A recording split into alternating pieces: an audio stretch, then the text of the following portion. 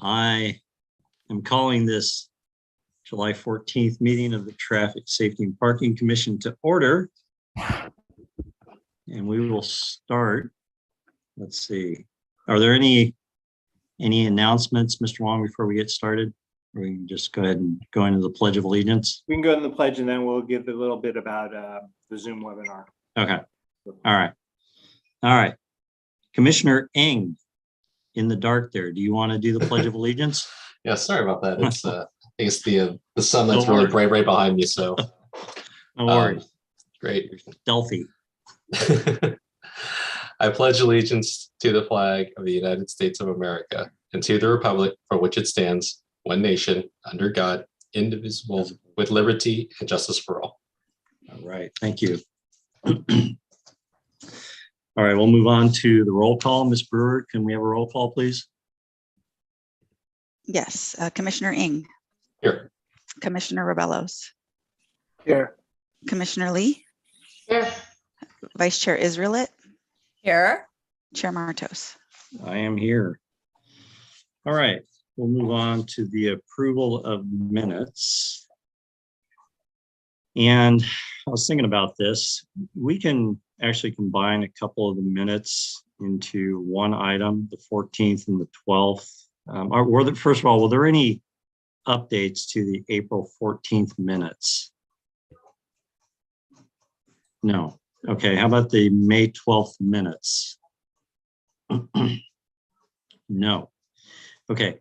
I was going to do all these three together and just take one motion to approve them all, but I wasn't at the June 9th meeting, so I kind of have to abstain from that one. So why don't we just, if someone can give me a motion to approve April 14th and May 12th minutes as written. I move we approve April 12th and May 14th minutes as submitted and written.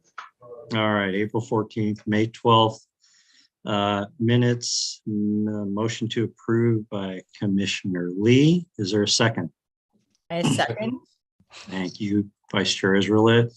Ms. Brewer, we have to do our roll call votes. So can you go around the room, please? The virtual room. Commissioner Ing, Aye. Commissioner Rebellos, Aye. Commissioner Lee, Aye. Vice Chair Israelit, Aye. Chair Martos. Aye. All right. And then the June 9th minutes, were there any updates to those minutes? Hearing none, I'll entertain a motion to approve those minutes.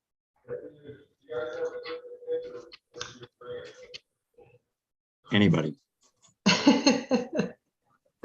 Easiest thing we're doing all night. Minutes. Thank you, Commissioner Lee. Is there a second? I second it. All right, Commissioner Rebellos. All right, motion to approve by Commissioner Lee, seconded by Commissioner Rebellos. Ms. Brewer, roll call, please. Commissioner Ing, Abstained. Commissioner Rebellos, Aye. Commissioner Lee, Aye. Vice Chair Israelit, Aye. Chair Martos. And I abstained as well since I wasn't there. All right, very good. So we'll move on to item 5. Let's see, public comment. I see lots of participants, so let me bring that up. Attendees. Okay, we have 5 attendees. And okay, and then the participants, Burlingame, part of this commission. Okay, so let me read this in case anybody from the public wants to make a comment during this public comment period. Members of the public may speak on any item that is not on the agenda. Members of the public wishing to suggest an item for a future commission agenda may do so during the public comment period. The Ralph M. Brown Act, which is the state local agency open meeting law, prohibits this commission from acting on any matter that's not on the agenda. Speakers are limited to 3 minutes each. And I see one. Oh, Mr. Wong, yes, that's right. I wanted to give you a moment. Go ahead. For tonight's meeting, I just wanted to let folks know who are participating. We're on Zoom webinar, so we've disabled the chat feature. So the ways to communicate with the commission would be to do as I just did, raise your hand.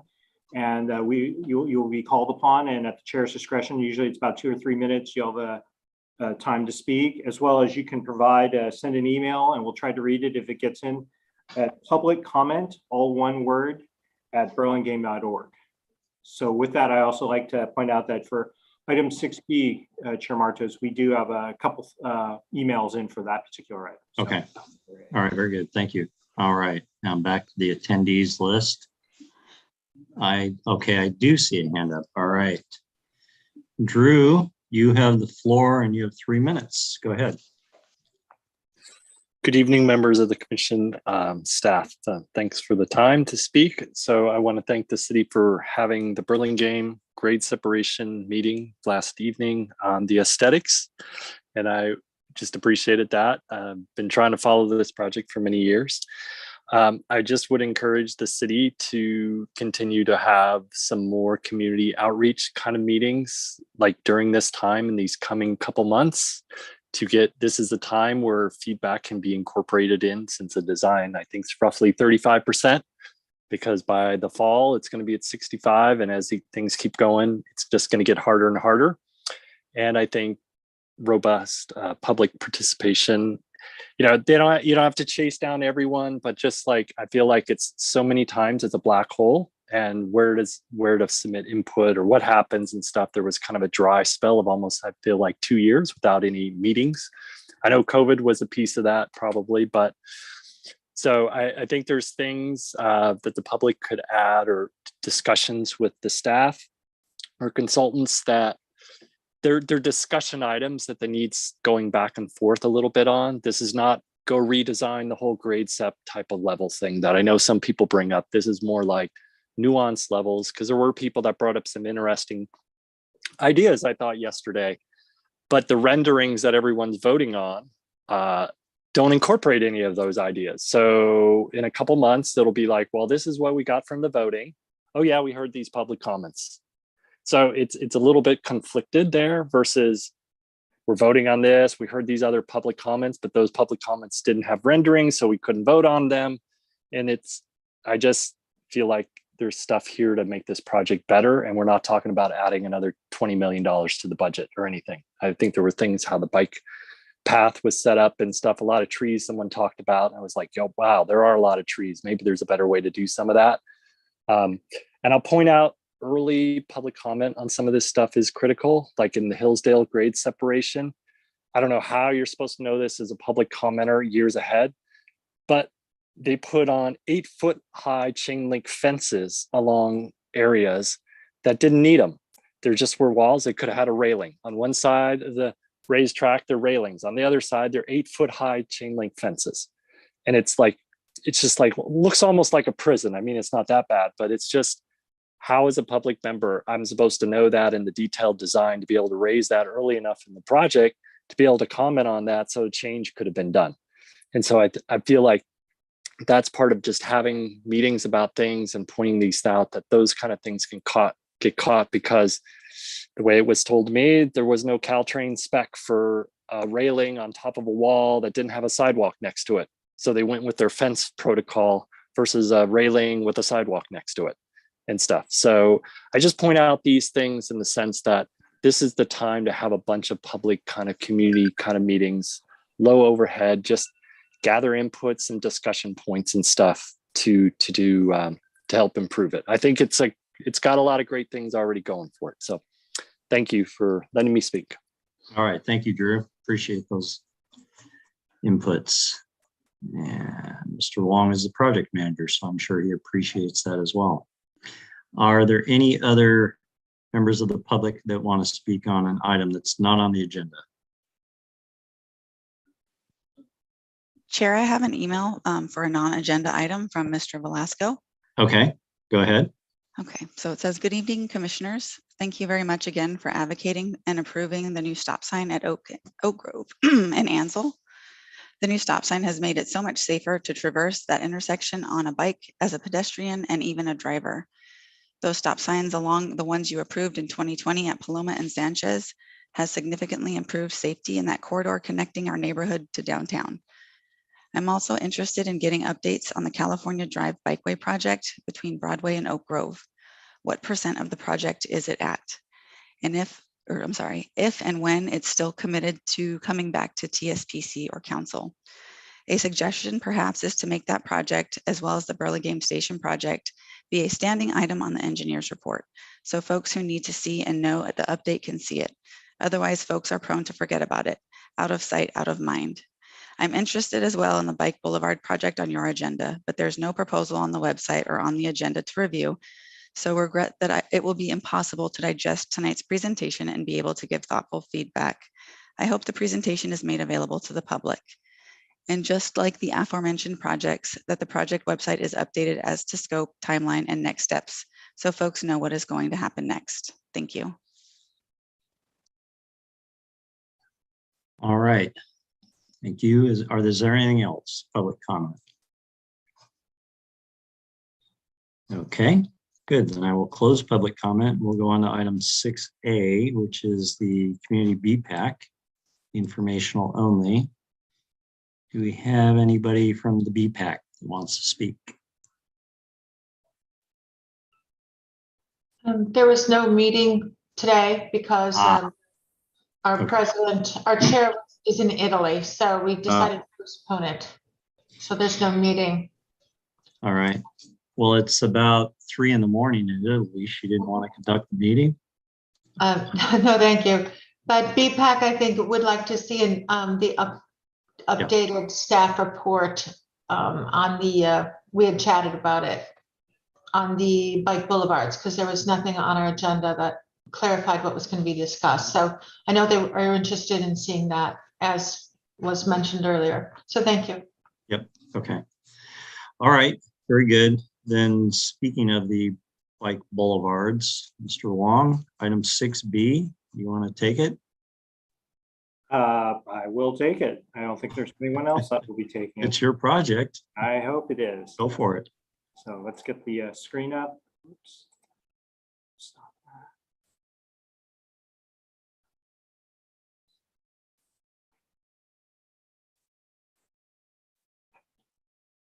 Sorry about that. I don't think I've ever done the share.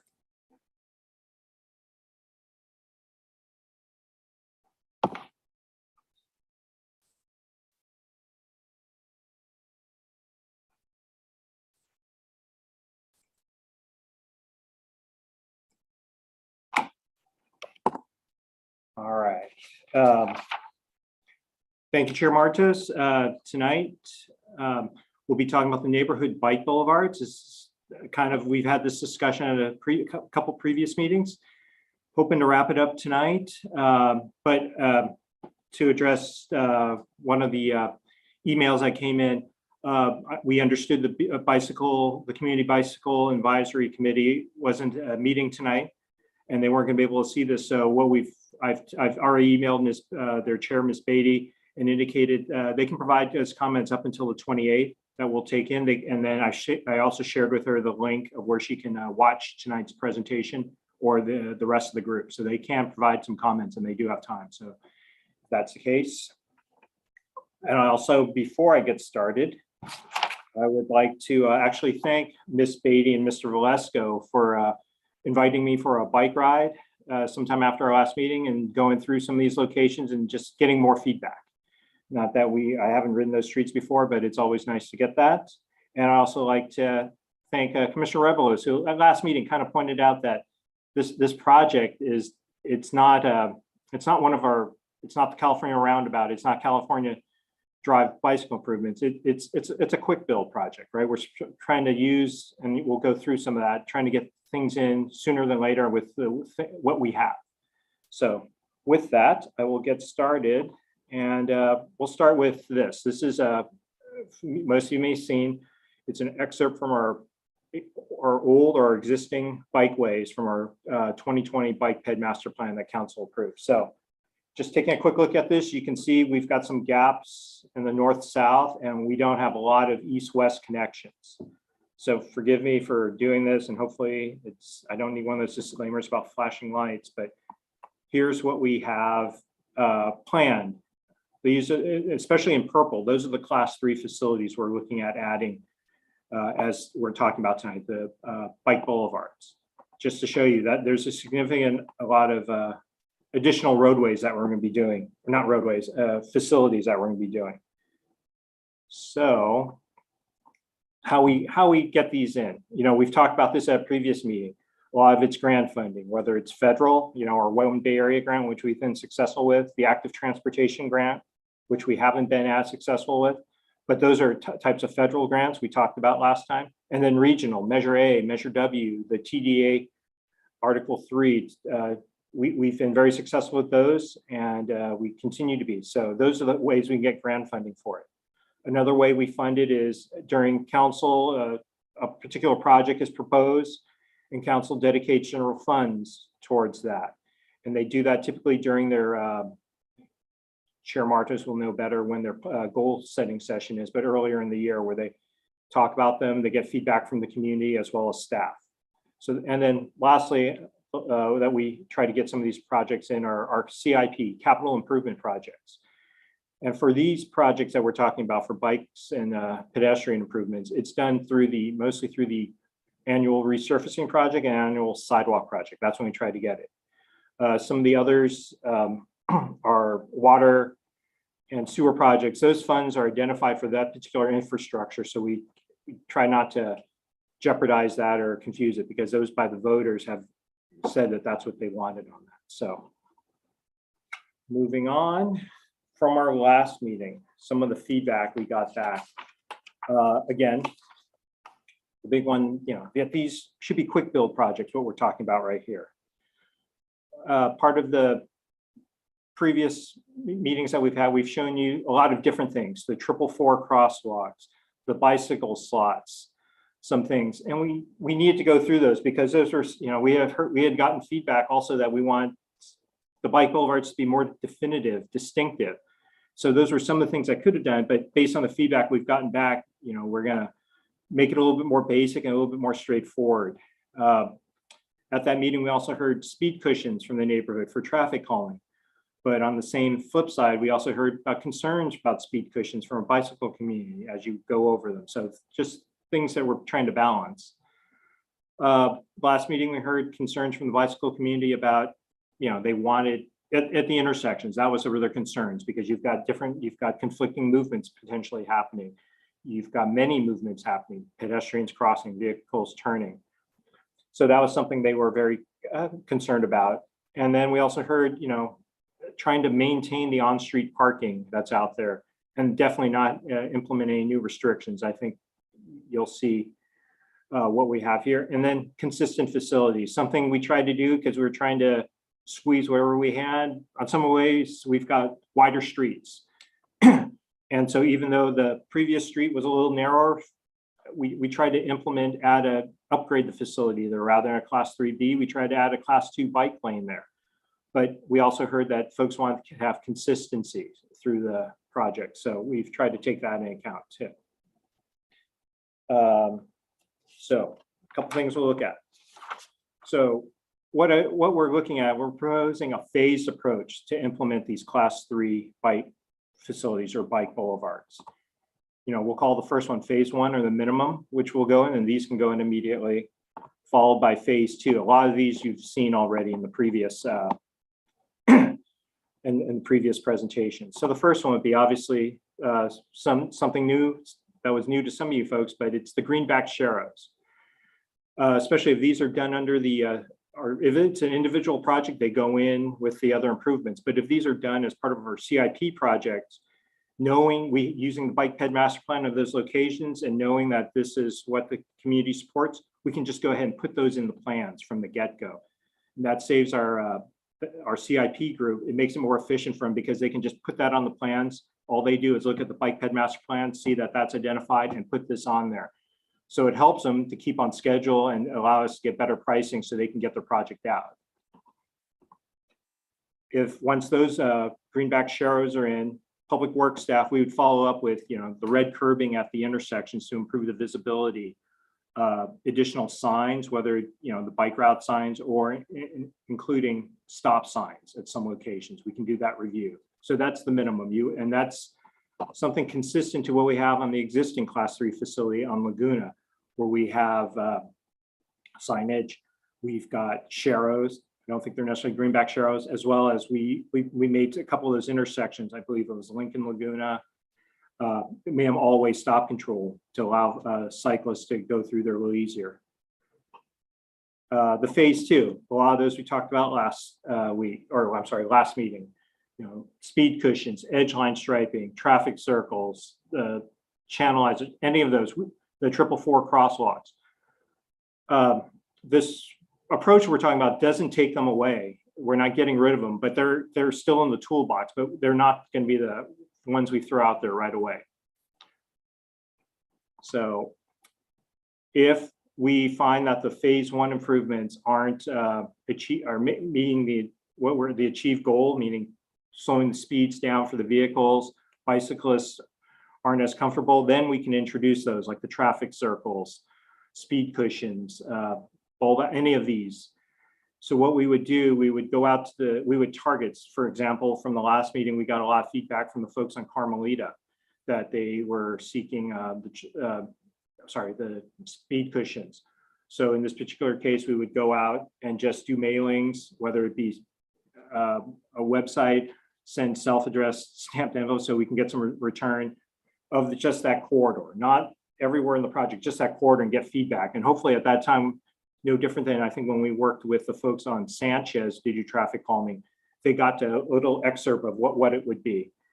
Try to give them a better idea than just a notice. So that's something we would do and get back. And then obviously, once we got those results back, we'd bring it back here, same folks, and present it to the commission to get support on those improvements.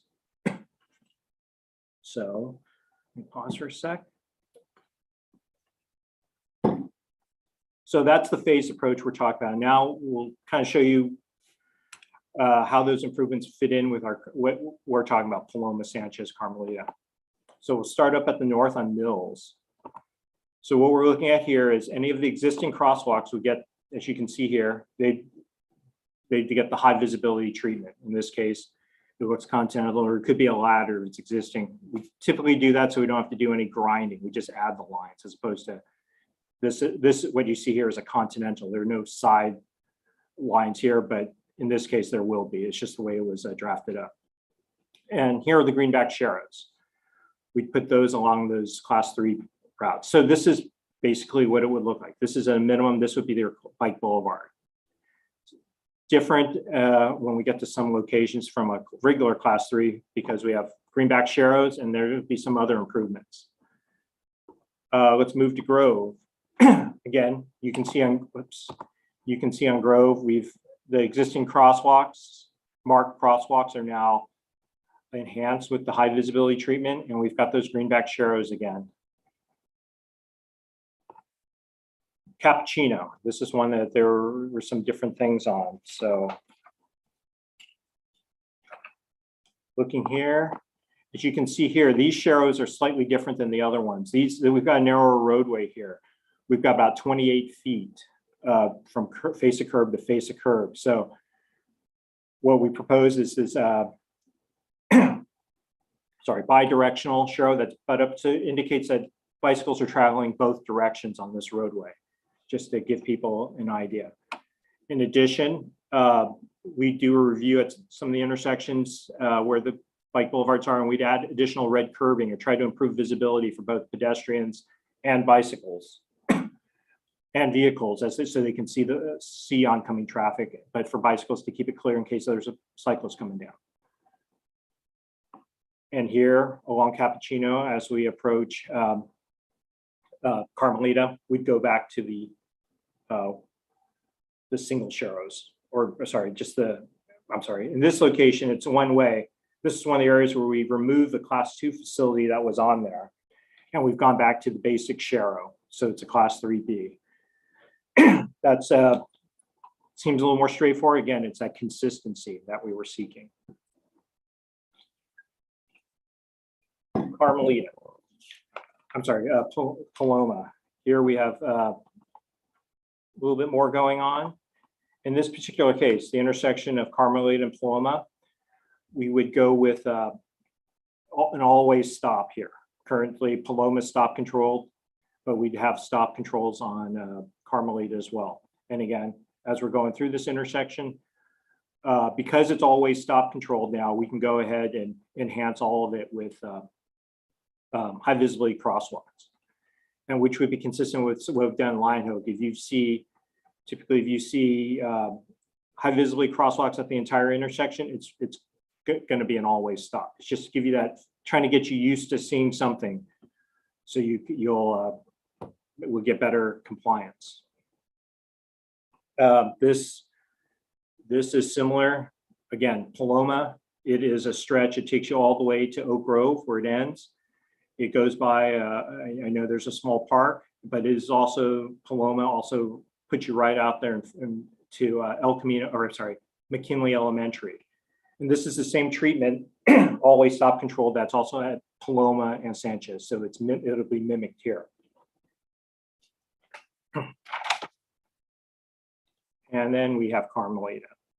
So Carmelita, we've got two sections. This is the side that's west of El Camino. We're considering putting in, again, the Sharrows, but the additional that we have here are the speed cushions. And it's a little tough to see, but you've got the intersection here. We'd set back the speed cushions a little bit. They wouldn't be right at the intersection. We'd set it back enough so as cars approach the intersection, which was again a concern with cyclists, that the folks are slowing down, not at the intersection, but as they're approaching it. So it allows them a little bit of time. So folks are slowing down here, folks are able to be visible, and they can make eye contact or do what they need to. But that's the ability of pushing it out. And you don't want to necessarily put it here because then you've got too many things going on. So this allows everything to slow down a little bit, which is the big goal. We're trying to traffic calm down these streets. And this is a phase 2 improvement that we would bring back to the commission after some outreach, further outreach to the immediate adjacent community. Again, we see the always stop here. Between at least the always stop will prove a difference too, because it's going to provide gaps. As someone's approaching now, they stop at Paloma. That right now you might have a steady stream of vehicles. That will no longer be the case here because they're going to be metered. They're going to be gapped. So that'll provide opportunities at the adjacent streets for folks to cross, make their bicycle maneuver. So that's already going to make an improvement along Carmelita. But again, if we go to it, the speed cushions will do an additional step where they're creating more gap. So where we're going with this, again, what we're looking for is support for the phased approach. We're talking about greenback Sharrows on those class 3 bike facilities, along with some improvements, including stop signs, which we have shown, not at all locations where they make sense. And we can warn and we study. Phase 2, again, those are those physical improvements that we'd be doing, a little bit more edge striping, the traffic circles, and these are quick builds. Those are one's done with the delineators. They're temporary. So they still fall under the quick build, but it allows us to try it out. And then speed cushions, those would be the rubberized ones, similar to the ones that are out in Lion Hope right now. In order to balance the concerns with, this is a bicycle project, those concerns about the speed cushions or something, we'd go through again, we'd work with the immediate neighborhood, get some feedback, and then return it with that feedback to the commission and have an additional meeting. So based on the presentation, the additional feedback we received from the different groups, we're seeking support on this phased approach to implement the class 3 bike facilities. And again, these are only the facilities that are identified in Bike Ped Master Plan for now. And this approach, we will, if approved or supported by the commission, we'll take it to council and then move forward the rest of the time and into the future for the class 3 facilities by implementing this. So not only are you looking at these streets, you're kind of looking at the rest of the streets, but they all fall under this. So with that,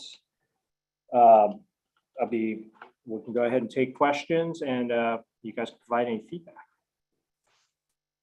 All right, thank you, Mr. Wong.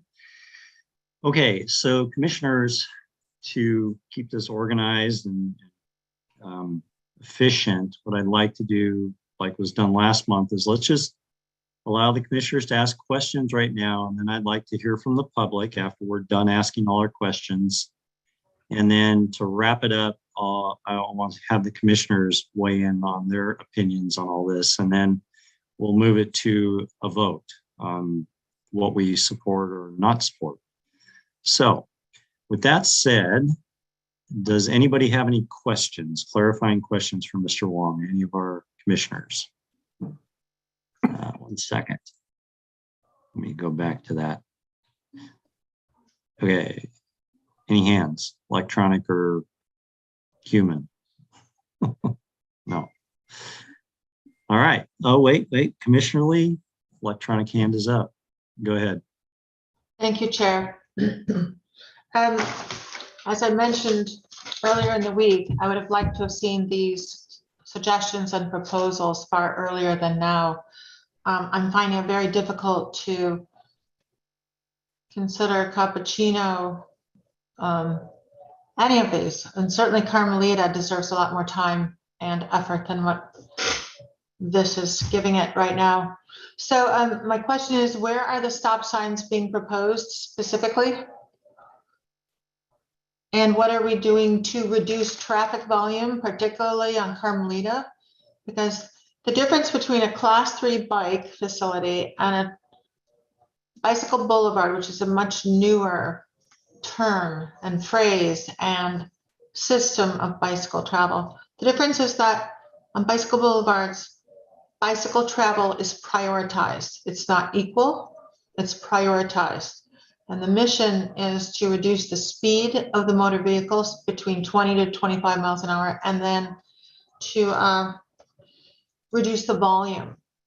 And particularly on Carmelita, that's a huge thing. So I'm wondering, what are we doing particularly on Carmelita to reduce the volume and the speed of the motor vehicles? And where are the stop signs? Those are my questions, and that's it for now.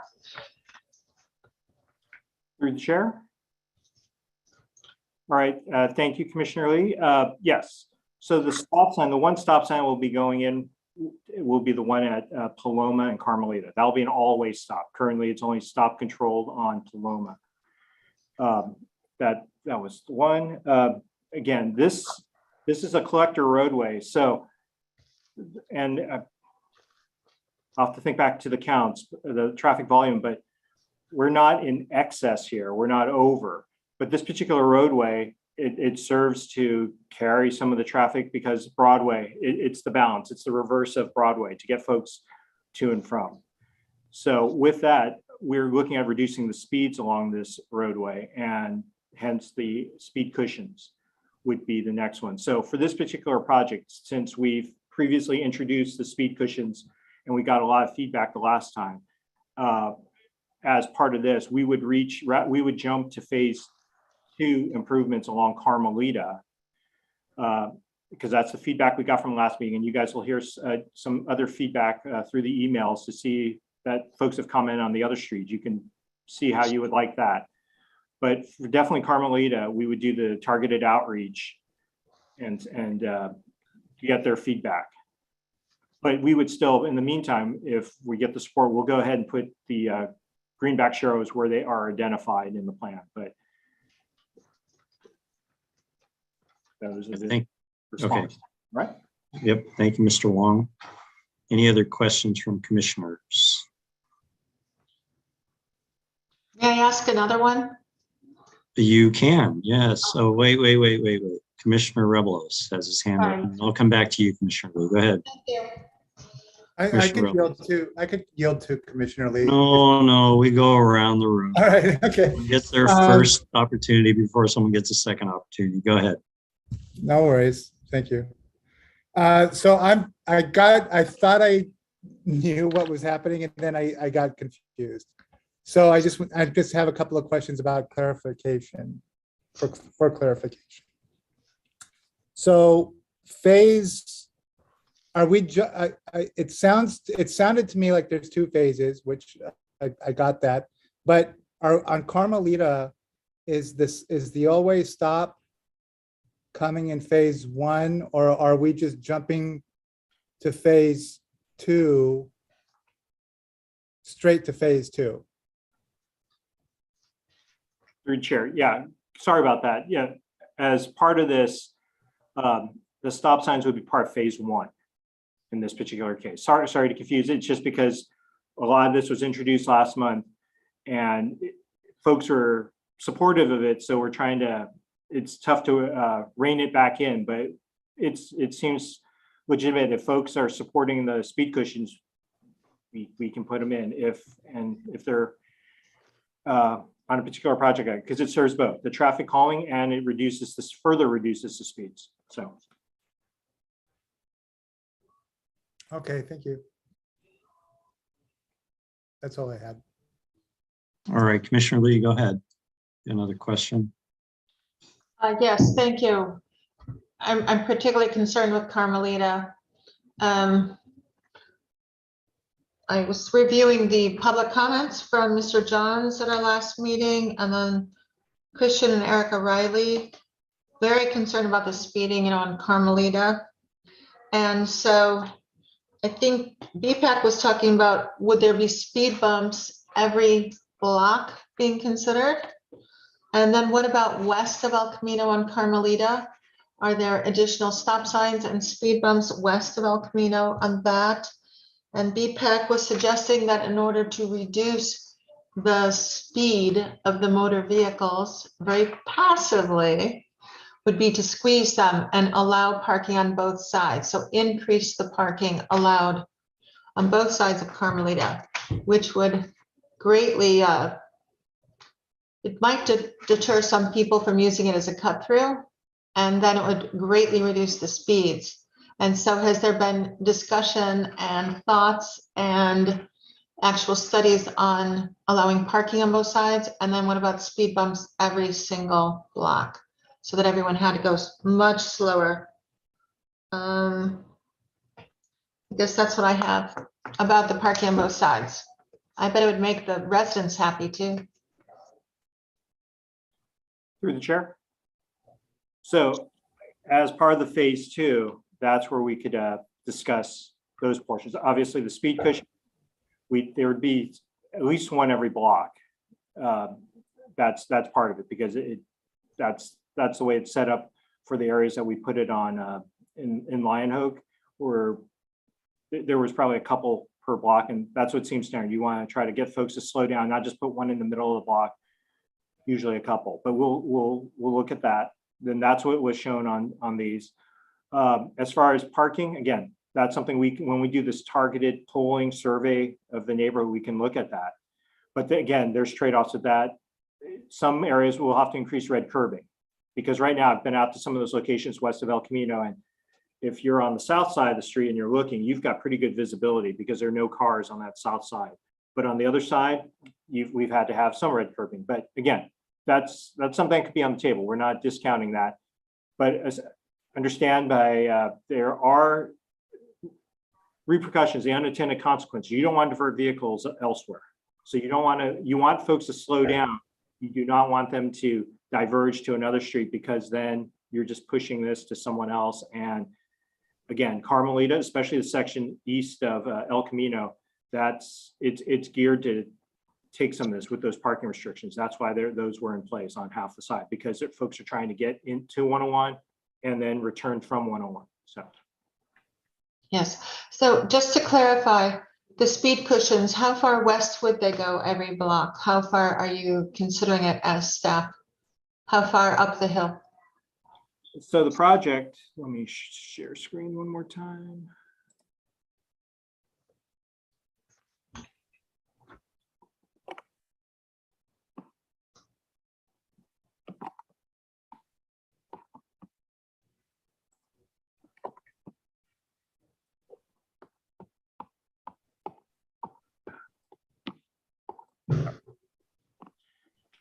So here we are in Carmelita. It goes all the way up to Vancouver. Okay. So that's the limits of the bicycle boulevard as identified in the bike ped master plan. Okay. So just to clarify, bike boulevards are defined as reduced speeds and reduced traffic volume and prioritizing bicycles. So just to clarify. Thank you. Any other questions from commissioners? Vancouver. So I have just a couple of small questions, Mr. Wong. So to follow up on Commissioner Lee's question, so the speed cushions would go all the way up to Vancouver on Carmelita Through the chair. in certain phase, certain separations? Yeah, go ahead. We would propose that. I'm sorry, Okay. we would propose that, but again, when we do the polling and we work with the neighborhood, that's where that would come out. Okay. All right. And so then phase one sounds like it could be immediate. Is there funding for it, and when could it possibly start those phase one improvements, which I understand to be the sharrows, the crosswalks, and the always stops. Is that right? Is that kind of phase one efforts? And when could that start? Is funding available for that? I'd have to, through the chair, I have to get a quick cost estimate on those. And we could see if we could do those quote unquote in-house or with our in-house resources. The one thing, you know, once we get past this, we do want to take it to council. The director does want council to make sure, have their eyes on it. And then once that's done, you know, as long as we put out the stop signs, and we'll call it, as we previously done, a pilot stop sign to get it out there immediately, but it just then scheduling it. So. Okay, so, all right. Does the Potentially council very approves soon, it? It depending on when we get all the approval, could be very quick. quick bill. Quick build. That's what we want. Okay, that's all I had. And one other thing. So the phase two is going to require a little more community feedback, right? Okay, all right. So there'll be an opportunity to comment on those larger implementation. But for this particular one, yeah, we'll see how these first ones go, right? We'll do the minimum first, even, you know, we go back and forth on it, but we'll see how the minimum does. And then we can do, you know, at very least we could do our speed counts, in those sections, and see what it is and report that back before we go out to the commission. I'm sorry, before we go out to the community. But again, we'll see what the feedback is. Okay, so those phase two improvements could still be tweaked a little bit. They can be. Okay, very good. All right, let's open it up to the public. And I know you had a couple of emails to read, but I want to go to the audience first. I see Mr. Gavin Johns, his hand went up right away, so I'll let you go first. You have 3 minutes to address the commission and our traffic engineer. Go ahead. Thank you. I want to thank you very much for hearing our feedback from last session. I really appreciate it. I see you've implemented a lot of it and heard our concerns. I wanted to echo, was it Commissioner Lee who spoke previously, I believe, around questions on the potential of adding a stop sign west of Carmelita. Again, I'm a resident that lives on Carmelita and Bernal, and again, and very concerned about the speed at which folks are driving along the street, especially during school hours and commuting hours. So one, I would urge a reconsideration of adding a stop sign in between Vancouver and I guess the other stop sign up the way. The other thing I was thinking about that might be another cheaper solution for speed mitigation is like a speedometer. I know there's one even further west on Carmelita past Vancouver that basically flashes, you know, when you're moving very quickly. But again, I do want to commend this group on hearing our feedback and incorporating it in these new designs. So I just wanted to thank you. All right, thank you, Mr. Johns. Appreciate that. Through the chair, Yep, go ahead, Mr. I Wong. have a response back from Mr. Johnson. Would you like me to hold back or do it right after? Yeah, go ahead. Sure. So thanks for that, Mr. Johns. And actually, you did point out a good one. What we call those, your speedometer, we call them driver feedback signs, right? The signs that tell you how fast you're going. So that is an option. I'm sorry, I forgot about that. We do have, we've got a couple different options. Sergeant Perna, and actually, I believe he's trying to acquire a new one, but they usually, PD has those on a trailer. Some of them we have are hard installations, meaning they're hardwired. And then we also have some solar ones. Additionally, we have some that we're able to swap out. They run on batteries. The batteries last 2 or 3 weeks. All we do is, and then we rotate those through the neighborhood. So it's similar to how the trailer, radar trailer, we call it, gets circulated around the city, but these can stay up there longer and they're a little less, we put them on a sign pole. There's a bracket and we slip it on there. So that is a very good option, and something we can look at as a kind of a before we go, because a lot of these others, including stop signs, they require a little bit more, right? We've got to study those. And we want to try to put in as many warranted stop signs as we can. Or again, a bicycle boulevard kind of supports some of that. So we're able to, we've done that past. But if you put in unwarranted ones, then what happens sometimes, Sergeant Perna gets calls, right? Folks are running stop signs, and typically those locations, some of those stop signs might have been put in long ago, and that's the reason. The reason for a stop sign isn't to slow traffic; it's to kind of meter traffic, yield right, a sign right away, and that's the primary goal. So you want those where there's heavier traffic on both minor and major streets. So. Again, something we can look at, but again, the driver feedback sign, that was good input that it's something we can definitely include. It's in our traffic calming toolbox. It's just that, yeah. Thank you. All right. Thank you, Mr. Wong. Lucy Kay, you have your hand up.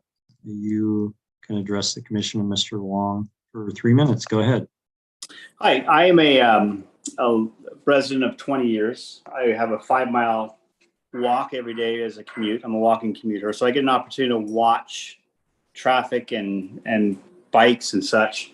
I'm kind of at a loss because I don't see adequate bike traffic to justify this type of investment. You've got bike pathways already installed on California. It seems like the traffic does run down there, and that's where I see bikes riding. I don't see them on the side streets. So if we want to talk about reducing speed, we should talk about reducing speed, not complicate it with putting in painted streets for bikes. That's the end of my comments. All right. Thank you for that. Is there anybody else in the public that wants to make a comment? All right. Let's go to Elisa. You're next. Hi, my name is Elisa Marcoletti. I live on Cappuccino. And I just had a couple questions actually, because I wasn't at the last meeting. Unfortunately, I couldn't make it. But I'm looking at the I guess depictions of what was proposed on Cappuccino, and some of are just more questions, so I can get some clarification, because I couldn't understand at which point my house or my area would be impacted.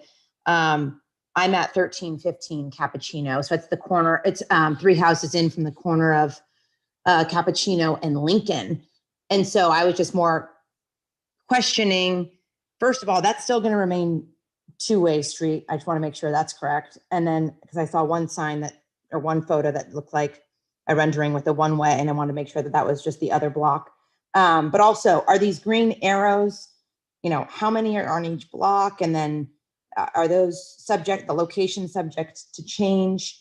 One of the concerns I have is, generally, that street is narrow, and we have a ton of parking taken by the apartments on Lincoln. So my concern, kind of similar to what the gentleman who spoke before me said, was if we are adding a bike lane in the middle of our already narrow street that's already compacted with apartment parking, I actually can get concerned for the safety of bikers And also just what left of parking will be for residents on Cappuccino, as opposed to, because I feel like all the apartment buildings are going to be having cars take up our parking right in front of our houses. So those are some of the questions I was wanted to raise and had concerns of. Thank you. All right, thank you. Mr. Wong, you want to respond to that? Sure, and forgive me if, at least if I don't get to them all, I think I got most of them. These bike facilities, the only parking that may be impacted would be some red curbing at the corners if red curbing had to remove a parking space. But these are not bike lanes. They're the bicycles are sharing the road with the vehicles. So we're not creating a bike lane and removing parking, except some of the locations where we just want to add some red curbing to enhance visibility at the intersections. We try to eat up as much red curbing out there that we can without impacting parking. But that's the only time it could be removed. So that answers part of it. And I think the other one you had is we're not planning on changing. If Cappuccino, if you're in the section of Cappuccino that's two-way, it's to remain two-way. And if you're in the section that's one-way currently, it remains one-way. So we're not planning on changing any directions or doing any reduction in that. If you don't mind, Chair, if that didn't answer, if she can hop on with back on, but I think that addressed them all. Yeah, I don't see her hand up again. So, Sorry. okay. You Sorry, go ahead.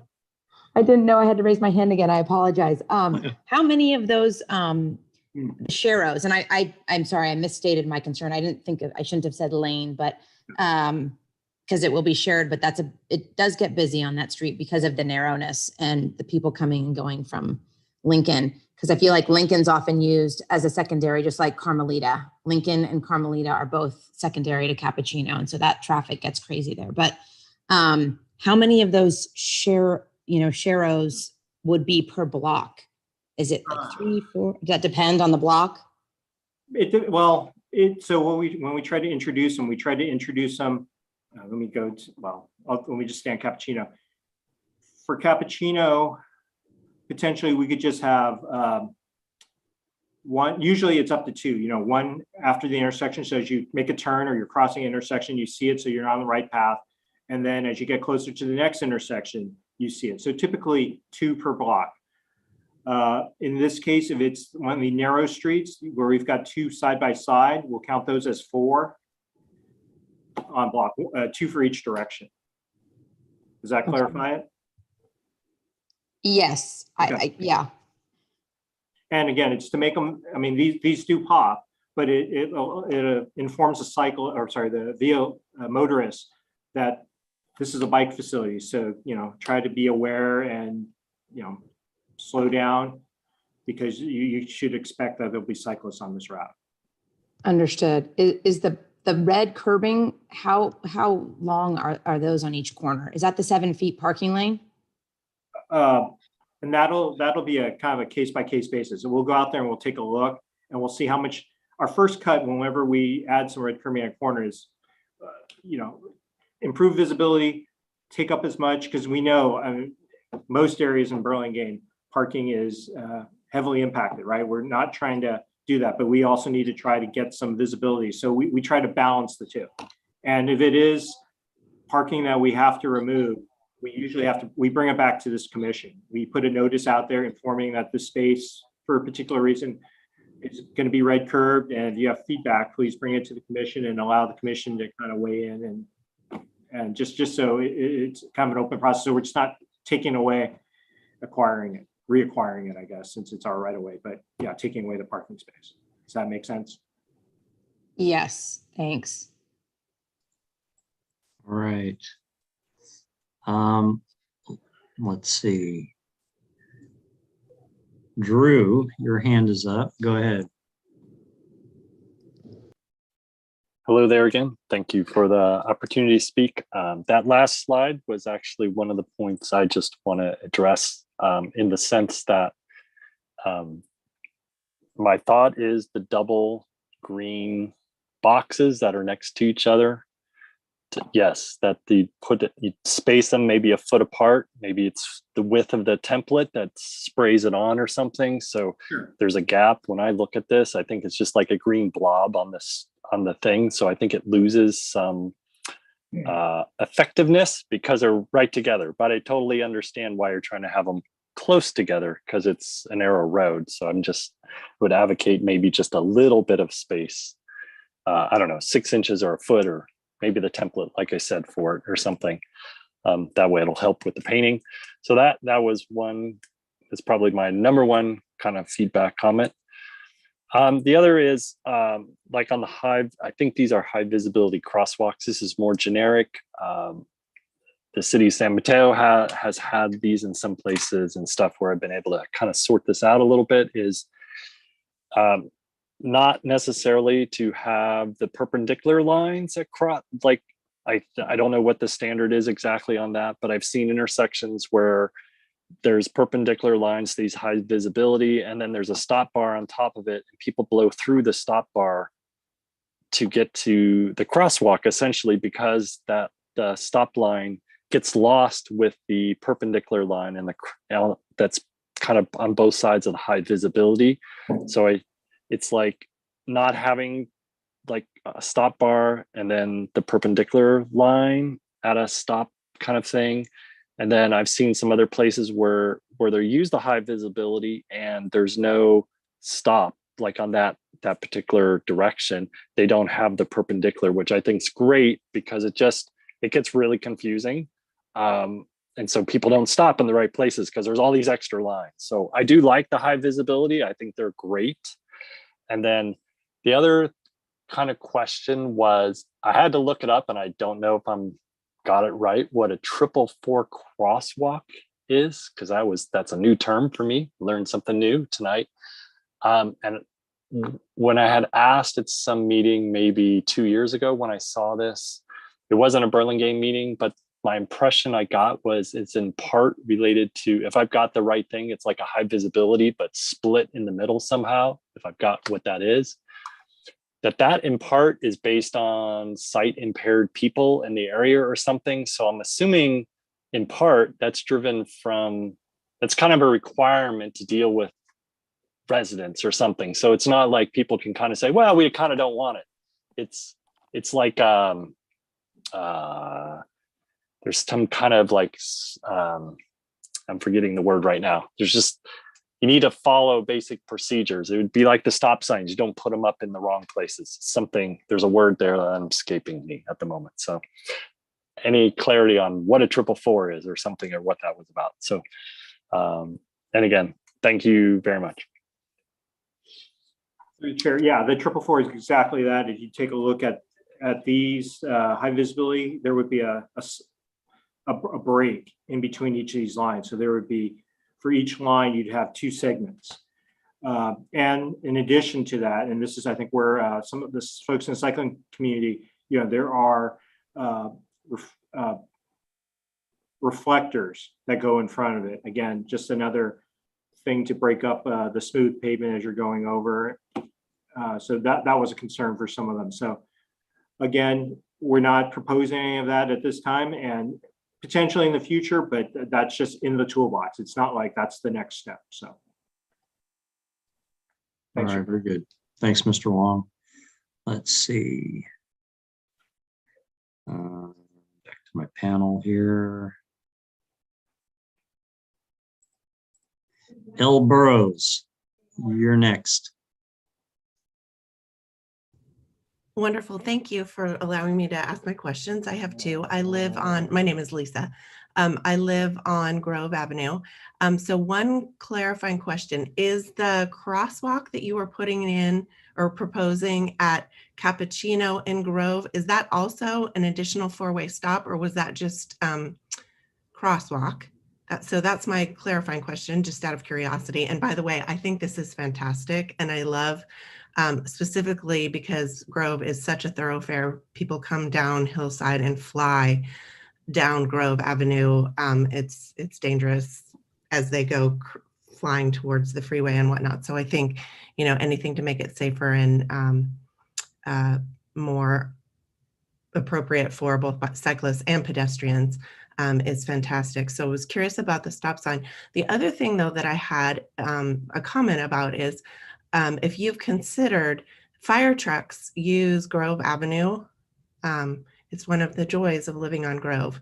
It's a thoroughfare for them to get up the street, and just having a designated bicycle boulevard when you have that much fire truck traffic, and it's pretty regular, that those two things in my mind don't go together.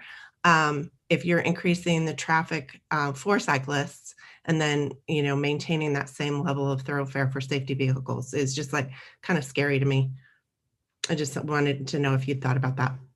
And that's it. Thank you. Through the All right. chair. Thank you, Ms. Burrows. Yeah, go ahead, Mr. Long. So definitely at Grove and Laguna, that's an always stop, because that's what we had done as part of the California Drive project. The one you were talking about is Grove and Cappuccino. I have to look back. That one isn't proposed for this one. But at that location, we would look at increasing the visibility at that intersection. So again, that'd be one where we open up, because some other feedback we have is, and again, this goes back to both the reason you don't have unwarranted stops is, most folks here have been to San Francisco. Every block sometimes have a stop sign, and I can guarantee you that all those stops aren't warranted, and you have the problem where people go through it. So that was also something feedback we got from the cycling committee, but it's also not something we want to do in Burlingame, where we're going to have every block have a stop, because it's just the compliance isn't there, and it actually makes them more unsafe, because as people expect to and the vehicles don't expect to, you could have folks walking out thinking of vehicles are going to stop, and that might happen more often where if it's used correctly, again, there's enough traffic that it's yielding the right of way. Thank you. Sorry, as far as the fire engines, they may run up here, but it's still a low volume street relative to California Drive, Grove relative to Carmelita. So that's why this street was selected. It just provides, it still has access east-west. And again, when we looked at the first slide, or second, we don't have a lot of east-west streets. And that's, again, the goal of this project is to make the city more connected. That's why we went through the 2-year process of doing the bike ped plan, because we needed to identify which streets were better. We needed a plan so we can go for grant funding for these, but this is what the community came up with. It allows folks to get around from almost wherever one may live. So that was the goal of the bike ped master plan, and it at least gets us a lot closer than we are now. Thank you. All right, thank you, Mr. Long. And I see one more hand up, Lucy K. Did you want to speak again?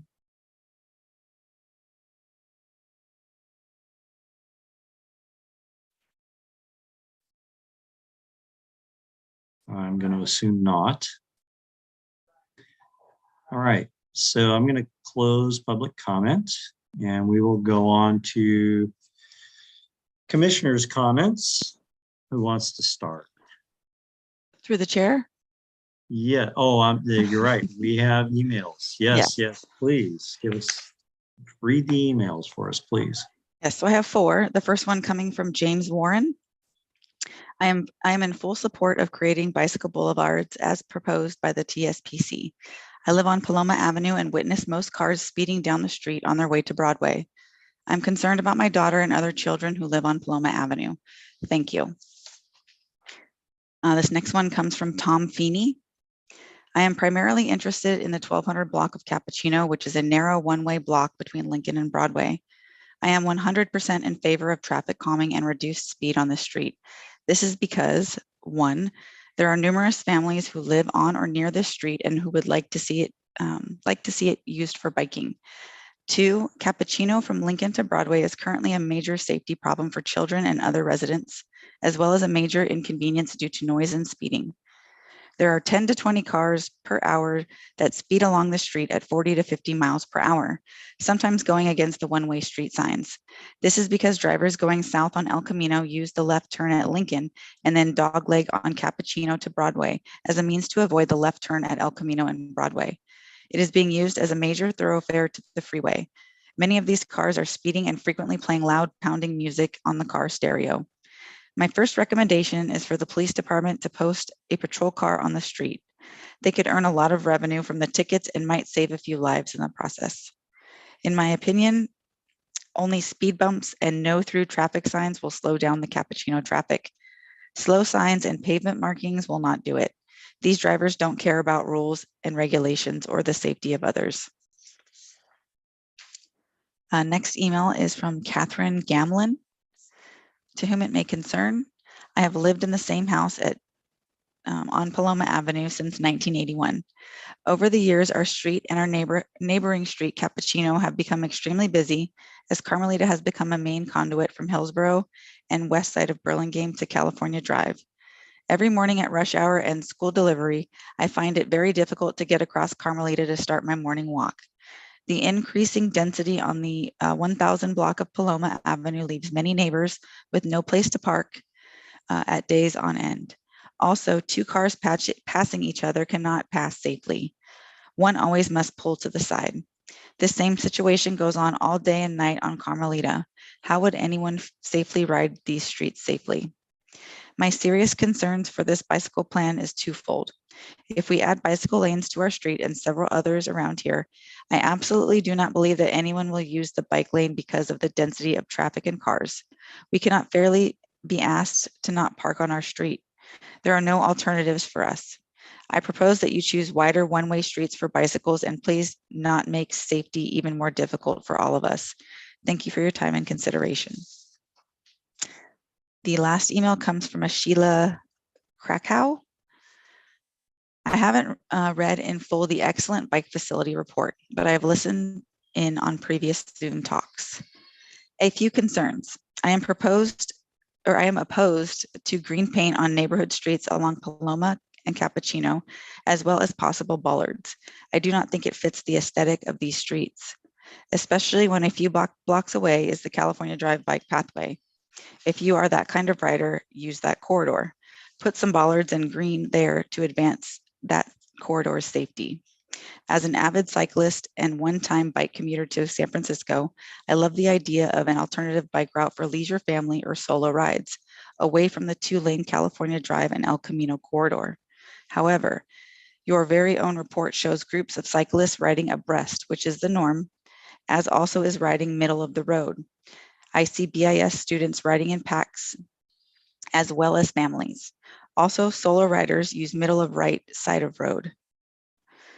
Painting a green stripe, I really doubt will change this behavior. Biking right along parked vehicles turns a leisure ride into one where one must be hyper-vigilant, focus aware to car doors suddenly opening or a car idling and perhaps pulling out. Concern number 2, if a four-way stop is added at Carmelita and Paloma, which I have heard discussed, what considerations might then be needed on Sanchez? I feel vehicles will turn to Sanchez as an alternative to Carmelita. There are no traffic lights there at California Drive and El Camino as there are at Carmelita.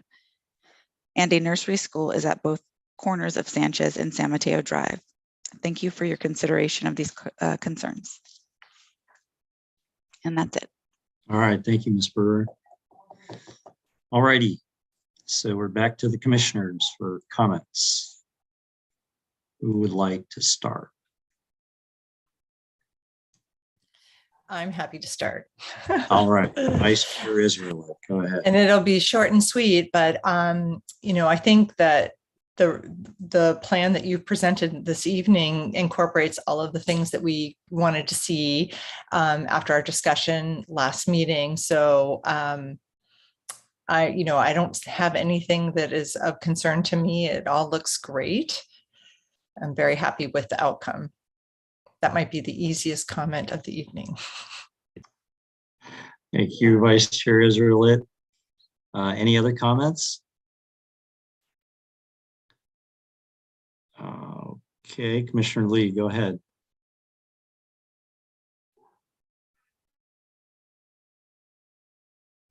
You are on mute. Wait, come off mute, Commissioner Lee. There you go. Thank you, Start Chair. over. Hi, I just wanted to look at each of the slides slowly to see if there were any questions. I did notice the California Drive / Grove slide, that the crosswalk looked like it was somewhat diagonal and not perpendicular to the path of travel. So I didn't know if that was true of the others. So while we're looking for those, I just wanted to clarify that this evening, we are strictly voting on adding a temporary stop sign at Paloma and Carmelita, sharrows on the road, and some crosswalks. Is that the only thing we're voting on tonight while we're looking at the slides? Is that correct, Chair? Mr. Wong. Sure. Through the chair. Yeah. First off, let me, these aren't plans. These are the concepts, right? So sorry that these don't look perfect. They're just for trying to heighten, that's a high visibility crosswalk. That's the only point we wanted to get across right here. So when we put them in the field, they will be parallel with the roadway. But in this particular case, it's the roadway skewed. So it's going to be 6 1/2, 1 dozen. You can do it either way. But we can definitely look at making those parallel to the existing road. Yeah, so I just mean that the stripes, when they're put in, see how they appear to be somewhat diagonal on Mills Avenue? Right. They should be perpendicular. Well, you mean perpendicular? They're usually perpendicular to this street. No, to Mills, the way the people are crossing, they're crossing Mills. So they should be perpendicular to Mills Avenue. Currently, they are perpendicular to California Drive, but people aren't crossing California Drive, they're crossing Mills. So that should be perpendicular to the path of travel, which is Mills. See? We're in a little debate on geometry here. So right now, this roadway, these signs So are Mr. Wong, can I interrupt? Sure. Can I interrupt? Yes, of You course. have you have engineering standards that you follow, right? I mean, you can't just put things haphazardly any way you want them. There's standards that you follow. Am I correct? I don't think we need to debate that. I think you'll follow the standards that engineers follow when they paint crosswalks on streets. Am I correct or not? Correct. There are different ways in this. You can, Okay. do it, but in this particular case, our lines would be right here. These lines are perpendicular to California Drive. If you, Are we able to make them perpendicular to Mills? perpendicular to Mills would be Yeah. up and down. That's not what you want. You want them to be parallel with Mills. That's So again, let me interrupt. Yeah. Let me interrupt. There is a high visibility crosswalk there. How Mr. Wong implements that is at the discretion of the engineer and the standards that the engineers follow. We don't need to debate that on this commission. Well, Okay, so there's a high visibility crosswalk. yeah, Good. And let's leave it how he implements that. yeah. The point of Okay, it. let's move on. Chair. Let's move on.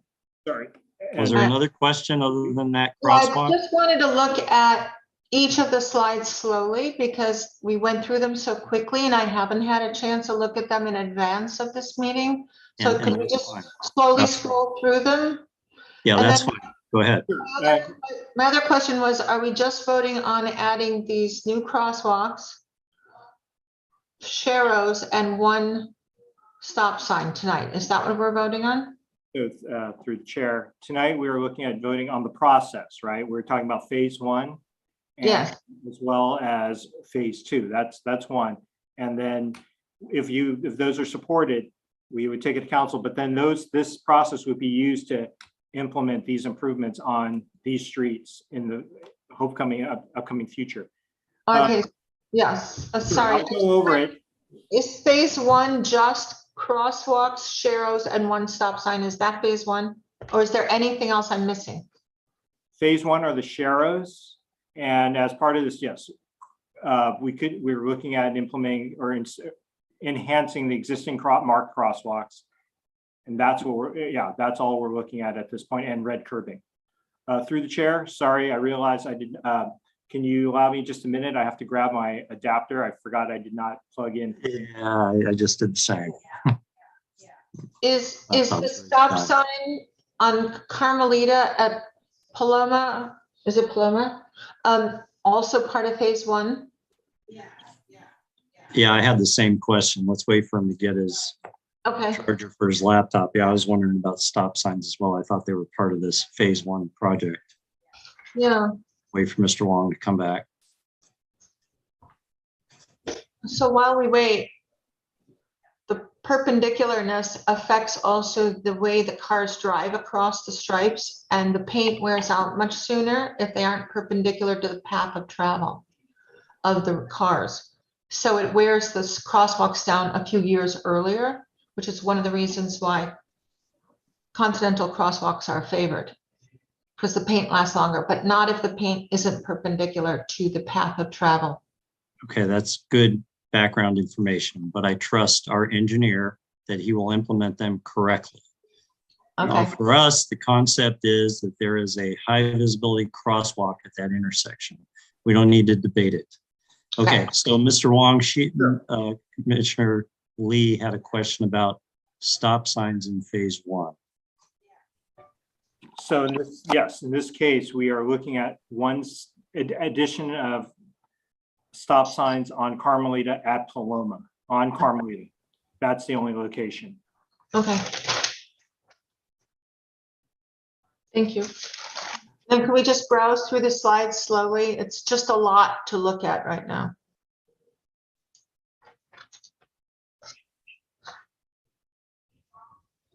All right, so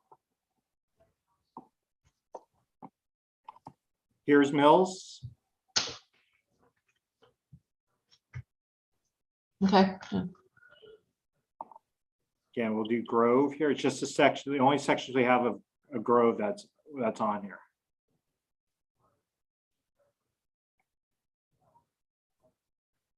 And that one street, that's Laguna, where Correct. the Burlingame resident phoned about. Okay, Go ahead and move on to Cappuccino, okay. Grove. I believe the next one is Lincoln.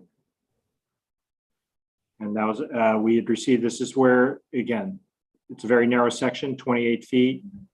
Mhm. Drew, I believe, made the comment, and that was a good comment again, but these again are shown because we're trying to distinguish this between a regular Cheryl, but he made a good point. There will be separation. They won't necessarily be on top of each other. We'll give it a little bit, so. Okay.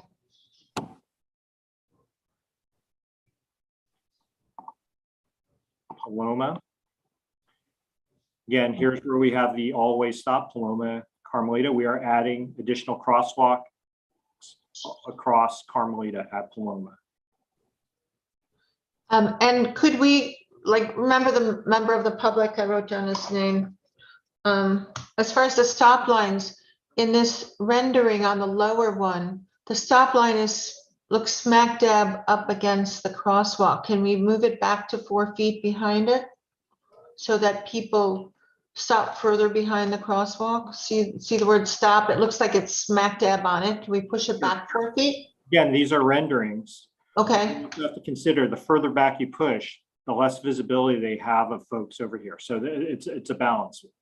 You do those at signalized intersections because people will roll through, but the stop sign, you've got not only this marking, but you also have the physical stop sign indicating that they should be coming to a stop behind there. So.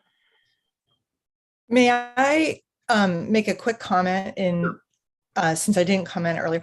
I just want to comment, this is a generalization for our commission meetings. I think that when we go through these things, these are just schematics. And I don't think we should be so granular about exactly where, the stop lines are and exactly what angle the lines are painted, because that's up to the engineering staff to determine. And we as commissioners, I mean, I feel like we spend a lot of time on this micromanagement of these little details. And even, you know, I mean, granted, the member of the public who spoke, Drew, may not have been aware of it, but, you know, these are schematics. There will be spaces between the sharrows, and I trust the staff knows how to paint sharrows. So I wish we would focus more on upper level decision making about safety and not these tiny little decisions about engineering staff's jobs. And it's just a general comment on how our meetings have been for the past several months. I feel we don't get as much done as we could if we would just let them do what they're experts for, and then we look at it at a higher level and make suggestions, but don't get into that granular detail. Thanks for letting me chime in. All right, thank you, Commissioner Israelite. So yeah, so often, that's so often true, and then so often, as we know, the devil has been in the details, like with some of our lighting. And but those aren't our details, and Okay, the lighting. So let me interrupt. Thank you. Let's not back and forth. Okay, Commissioner Lee, you have the floor. Move on to your next concern. Yeah, please. so my concern was that just to be sure we gave the stop line and the painted sign some space. And I think 4 feet is the standard, if I'm not mistaken. But could we see the next slide, Mr. Wong?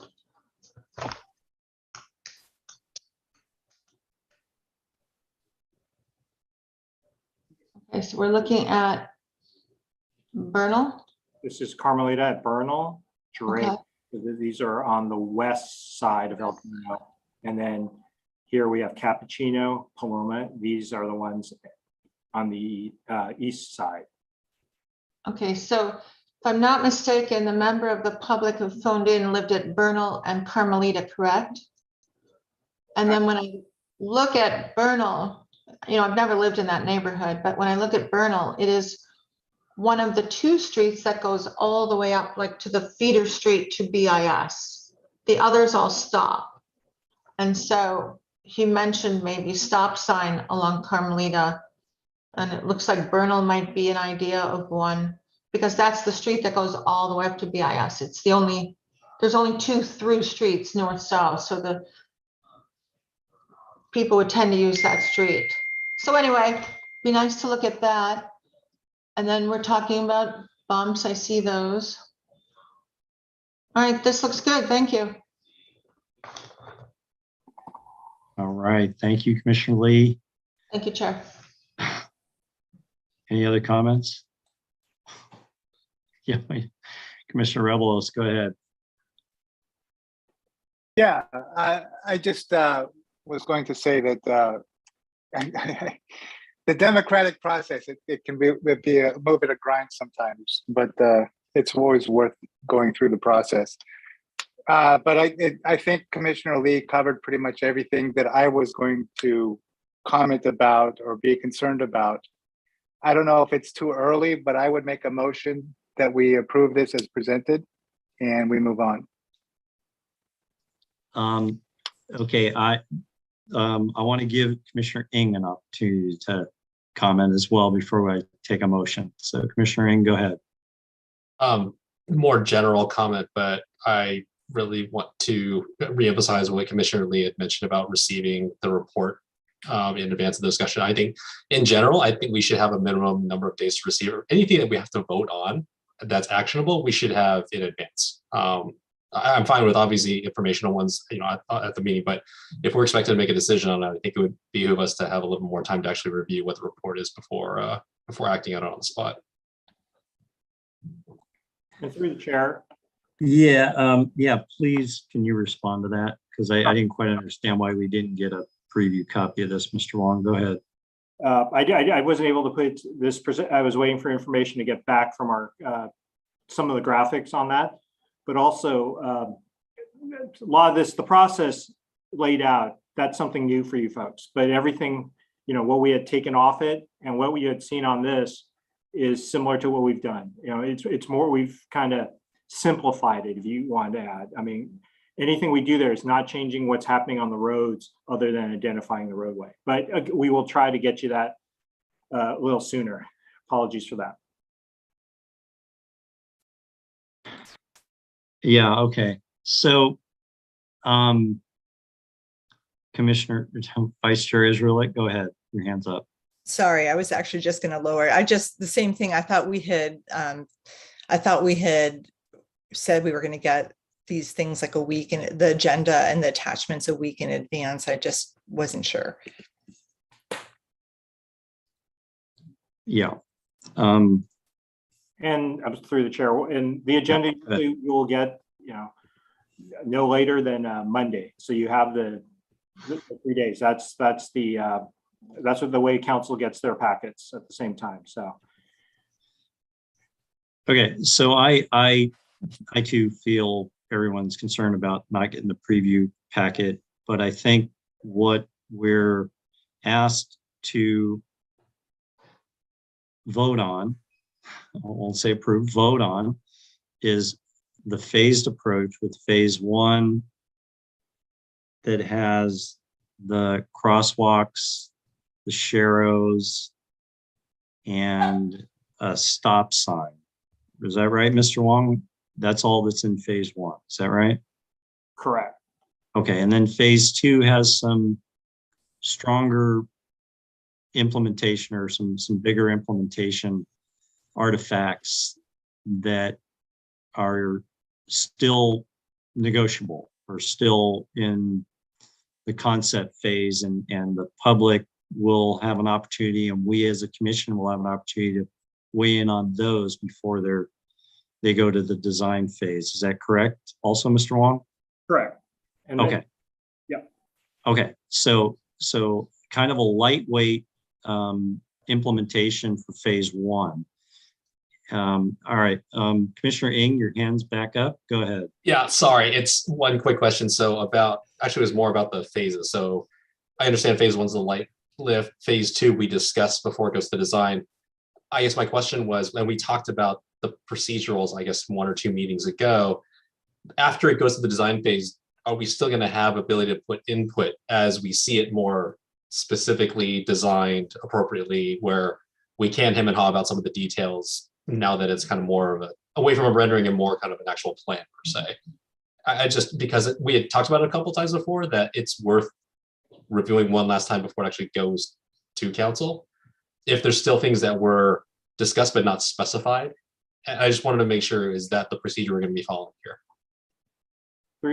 Through the chair. Yeah, go ahead, Mr. Wong, please. So the process, what we're talking about is a crosswalk, right? If we approve a crosswalk, that whole phase, it's our responsibility, our design team, of designing that crosswalk per the standards, right? What you're saying, you agree that a crosswalk should go here. The rest of it, the details are on us. Some of it, folks, that we want to get the big picture. We want to know that that's what is desired here, some improvements here. We're tasked with making those improvements based on, because there's other things, folks, we weren't able to put that. There's a driveway, or there's utilities. There's a lot of other things that ideally it should go in a location, but realistically, it's not going to go in that location because there are far things that and if we were to get to that, the projects would not get done, right? There's a certain time we take it under design, and then even out in the field, because when we design things, there's a lot of stuff that happens that we're not able to. So Vice Chair Israel, we're high level saying, okay, this is what's agreed upon. We can do these improvements, and then it's up to us to put those improvements. So you will see it again at a concept level things, but during design, we can give you an update, but you're probably not gonna be able to comment on that says that's 2 feet off. That's up to us. There's a reason that's that way. So not to rain on anyone's parade, but that the commission's role is to obtain feedback and kind of sort it out for both council and staff. Certainly, I think just kind of looking at it from the other side of the coin, it's also open yourself up to a lot of scrutiny, I guess, if after the fact we kind of something is discovered, it just necessarily look and operate the way that it was intended, and everybody's got hindsight is 2020. So Right, and again, even if we ran. Obviously, it's not a guarantee. Yeah, it wouldn't. It's not just going to fix it completely, but I'm just saying, like, I see it kind of playing out as the way it has to date, at least since I've been on the commission. And obviously, it could be more productive doing it another way, or just, again, just trying to see what's the best way that we can get things across the line and least amount of conflict. Thanks. Thank you, Commissioner Ng. And Mr. Wong, Commissioner Lee, go ahead. You're on mute.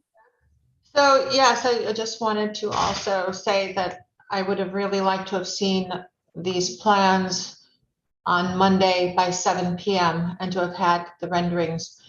Going forward, when we have the next phase of renderings or designs, I'd like to have it block by block, so I could see every single block on every single street. And I'd appreciate it if we could have that 3 days in advance. So that, like, one block may not, like you said, there are driveways, there are issues. One block may not represent the other blocks. So going forward, it'd be very helpful to have it block by block if there are any changes being made. And 3 days in advance for plans. The next time, if this ever comes back to improve these bike boulevards further, it's going to be a lot more details and a lot more sophisticated, a lot more to go over. And so we would really need the 3 days in advance of seeing this. So thank you very much. All right, you're welcome. All right, Commissioner Revelos, you wanted to make a motion, and I will entertain a motion at this time because I think everyone has spoken. So. Okay, I'll try this again. All right. I'd like to make a motion that we vote to approve or support, whichever is more appropriate, this item as it's been presented. All right, is there a second? I'll second. Commissioner Ng, okay, and all right, so the motion on the floor made by Commissioner Revelos is to accept the phased approach as presented by engineering, seconded by Commissioner Ng. Ms. Brewer, can we have a roll call vote, please? Commissioner Ng. Aye. Commissioner Revelos. Aye. Commissioner Lee. Aye. Vice Chair Israelit. Aye.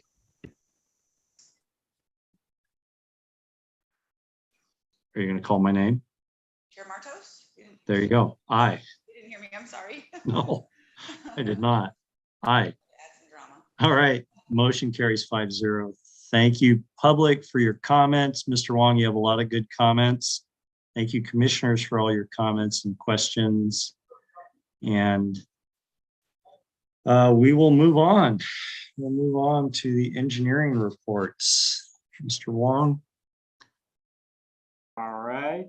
Thank you, Chair Martos. Just a couple things. The El Camino project, I think to the relief of many in the community, it's pretty much wrapped up. There's just a few punch list items and we'll be closing that project out. So thank you for everyone for their patience because yeah, even myself driving into work on El Camino was not a joy. Our street resurfacing project, there's some been a little delay. We typically implement the sidewalk improvements, curb ramps, because they involve digging into the street. So we don't want to put a new street in, dig out the street to form a curb ramp. So those has to be done first. So it'll be done starting sometime this month and before, again, before school starts. So those are targeted for the first location. So we get those out of the way before school starts in August. Broadway grade separation. Again, thank you for those who are attended. We had a fair attendance, but more importantly, for those who weren't, go on the city's website. You can do the poll to look at the different aesthetics. Again, the different treatments, both on the wall face, how they look, and please put that in because that's more important. That's what we're going to definitely look at as well as last night's comments. But hoping you get a bunch of that. The designer contacted me and was saying, yeah, he is hoping that's where we get a lot of it, just so he wants to be able to go through that. Lastly, grant opportunities. Just want to thank Ms. Segal, Michael, Jennifer Lee, and Mr. Sai We were successful in obtaining, actually, there were 3 grants.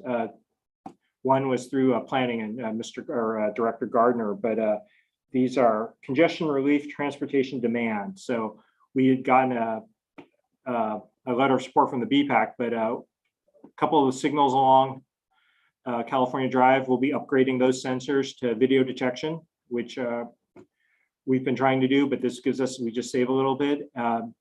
Ms. Michael's project was a bike share program, a pilot bike share program working with Millbrae. So that's something. And the last one was just a transportation demand management program that planning will be putting through. So with that, we've been successful, and we just actually put in a round of OBAG 3. And for you commissioners, thank you again for your input. Forgive me, I'm going to forget which meeting it was, but by ranking the bike improvements, we submitted one for California Drive north of Peninsula. That'll be something we're looking at to try to do with OBAG 3 funds, as well as another application for starting some of those improvements, identifying the bike ped master plan as part of Rollins Road. So thank you for your support on those, and hopefully we continue our little streak, and we just have more projects for you guys. But with that, that is it for the engineer's report. Any questions? Any questions? Chair, I have one. Yeah, go ahead, Commissioner Lee. Thank you. I'm wondering when we'll get to a chance to look at what's being proposed for Rollins Road, the sidewalks, the crosswalks, the new bike lanes, the change of the traffic flow with all of the new residential building. I know a lot's been passed through planning, so when do we get to look at it too? Thank you. Through the chair, those, we don't have anything that we're working on currently on that. The improvements that we're talking on Rollins Road are those identified in the bike ped master plan. For those other projects, we've been talking with them, but nothing's been solidified. We've just been working with them saying, just look at the bike ped master plan, those improvements. We're trying to keep them in line with that. So that's the only cross sections that we've been working with to this point. So. Mr. Wong, I did have a question, and this might be Drew's question too. Drew, I'm sorry, I'm not going to open it up to public comment again. If this isn't the question that you were going to ask, then please send an email to our traffic engineer. But Mr. Wong, I want to go back to the Broadway grade separation, and the timing for accepting inputs is only a week. It's less than a week now. That's. I mean, it should be like a year, you know, I'm being facetious, but I mean, come on, a week for people to comment on that thing. Can we extend that to a little bit longer, a month? You know, I mean, that's a big project. It's very important. And I was there last night. There's a lot of alternatives. What were there, 20 people, 28 people? You know, so I didn't, was it in E-News today that said to go comment on it? I didn't see it. You're shaking your head yes. Commissioner Lee's shaking her head no. I don't remember seeing it.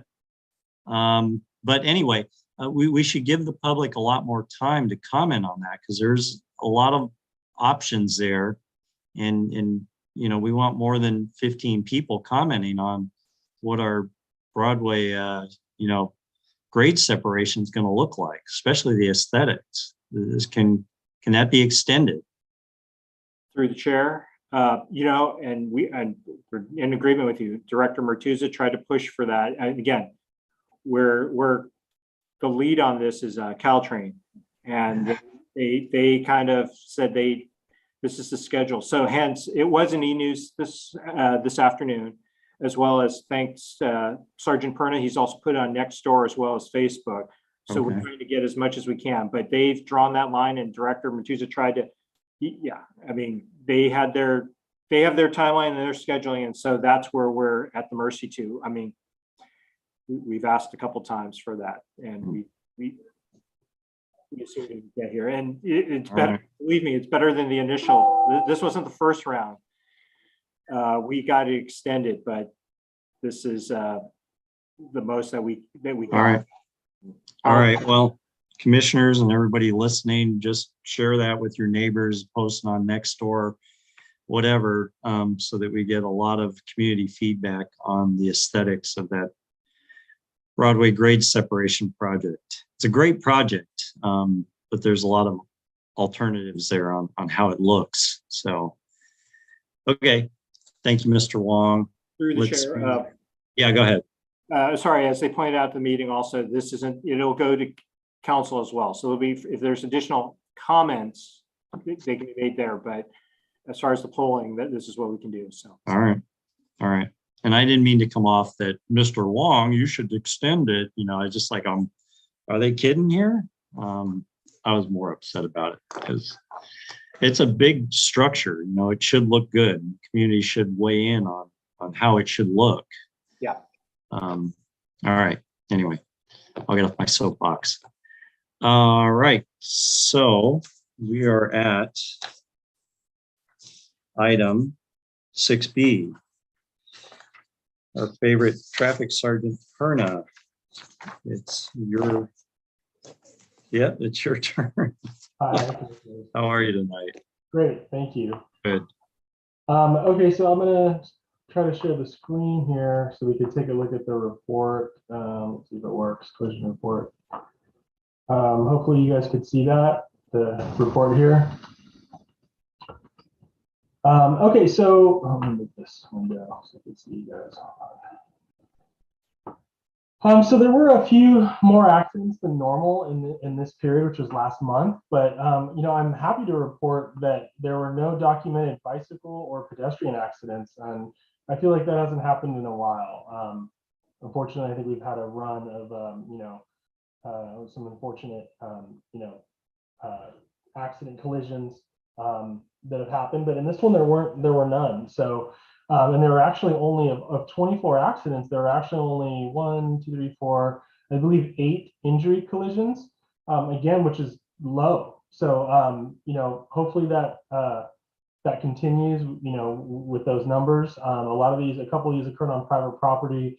A couple of these were you know, like hit and run collisions, you know, where maybe someone woke up to, unfortunately, their car being, you know, someone backed into it or something like that. But as far as like, you know, the locations and stuff, I mean, there were looks like 3 on Broadway, 3 on El Camino. I didn't really highlight any because I just wanted you guys to take a look and let me know if there's any that you wanted me to go into that you wanted more information on.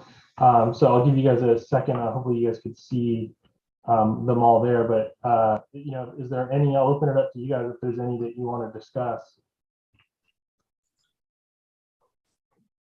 So I don't see all the commissioners because we have the screen up. So commissioners, just unmute. Yeah. Yeah, just go ahead and unmute. Yeah, go ahead, commissioners, unmute and ask your questions. I was just wondering, at Rollins Road and Broadway, how and what did the driver hit? And then same question for California Drive and Oak Grove. How and what did the driver hit? Rollins and Broadway and California Oak Grove. Okay, yeah, the first one then, Rollins and Broadway, that was report here, I believe it's this one here, 1727. Is that the one that you're referring to? Rollins and, is it this one here, Rollins and Broadway? Rollins and Broadway is higher. Are there 2 Rollins and Broadways? Might be in the way. Well, no, I'm not seeing a Rollins in. Oh, okay, this other one here. I see what you're saying. Like so the exactly at the intersection.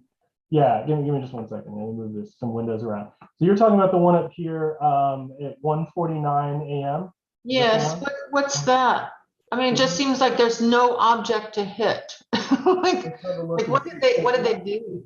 It actually wasn't at Rollins and Broadway. It was that's why it says other locations. That means it was the closest location. But give me a second, and I'm pulling that up so I can have a closer look at the report itself. Thank you. But yeah, this accident actually happened at, let's see here. So this happened on Broadway, 150 foot east of Rollins, and it would involve a solo vehicle that struck a.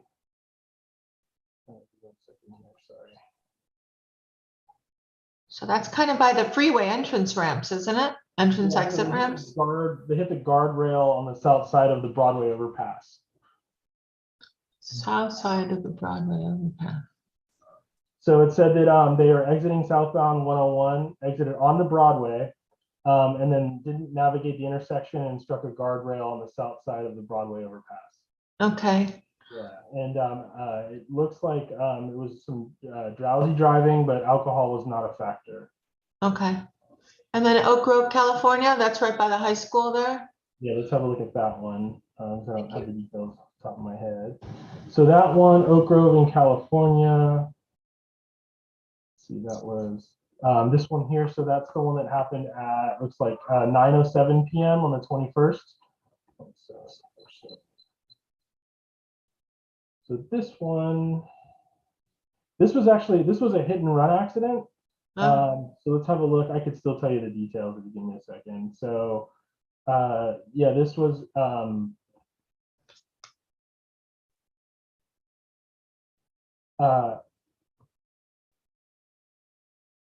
basically a vehicle struck a fire hydrant and did not stick around. Okay, So, that's the only information we had on that. It was at 9:07 p.m. on a Tuesday. okay, There was a witness that saw a vehicle drive away. It just says it was a white pickup truck with no license plate. So Okay. that's still an open case. it's good no humans were hit this month, so that's If good. you have any neighbors with white trucks with a fire hydrant imprinted dents on the front or back, please let me know. Thank you. And was there another one that you had a question about? No, okay. All right, other questions? No. Sergeant Perner, are we going to see a heat map next month, maybe? Absolutely, yeah. An updated one? Mm-hmm. Okay. No problem.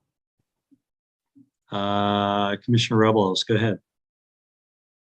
Sorry, it took me a second to switch my screens. I was trying to look at so the Sanchez and Cortez. Sanchez and Cortez, so that one's the one that happened at 7:19 p.m. Hang on, give me a second. 1, 6, 7, 4.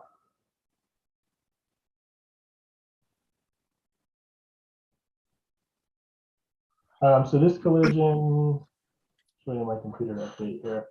So this happened on the 13th at 7:19 p.m. That involved a vehicle that was traveling south on Cortez, and this vehicle struck damaged a tree, a city-owned tree. See exactly what happened here. The driver was driving westbound on Sanchez, approaching the intersection with Cortez. They proceeded through the intersection. Oh, there was a second vehicle. I'm sorry. I thought there was only one vehicle. Yeah, so there was two vehicles. One was west on Sanchez and one was south on Cortez. And I guess they collided in the intersection, and then one of the vehicles continued into a tree. But it looks like the party most at fault, it was failure to stop at the stop sign. Okay. And then the only other one I have a question about is Burlingame and Primrose. And just another interesting fact in that last collision, we think that neither of the drivers came to a complete stop. In that last one, that's what that was noted. I'm sorry, what was the location? Oh, that's fine. That was good info, by the way. Burlingame and Primrose. Burlingame, so that was this one here happened at 1:02.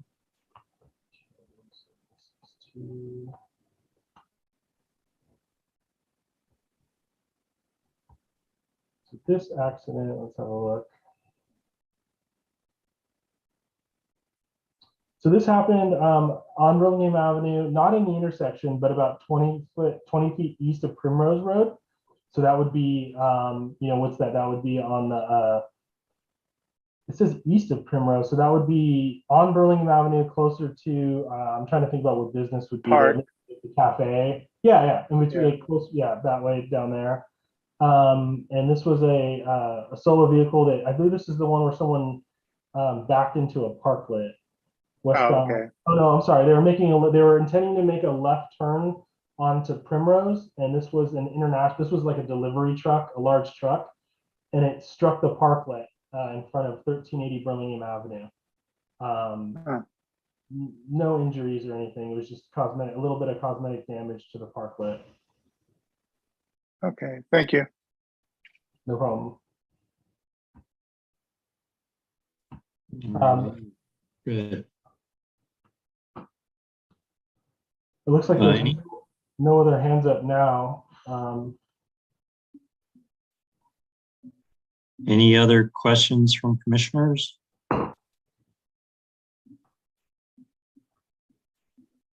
All right. Great. Okay, so I'll definitely have a heat map for you guys ready to go. I'll probably send you the link like I did last time, so you have it in advance. And I was going to ask Sergeant Perna.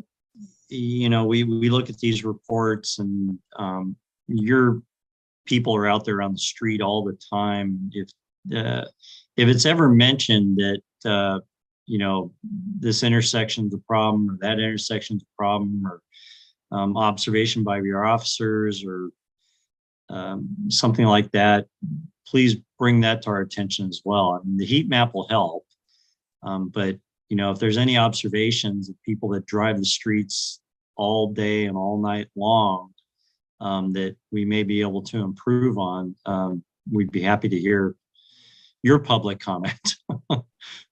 So yeah, no, I appreciate that. There is one location that I've spoken to Mr. Wong about, and it's not really doesn't fall under our jurisdiction, but it's the Broadway basically the 101 southbound off ramp at the Broadway overpass. It seems like there's a lot of collisions at that location, and I believe we've notified Caltran about it, because I think it's just the configuration of the signage.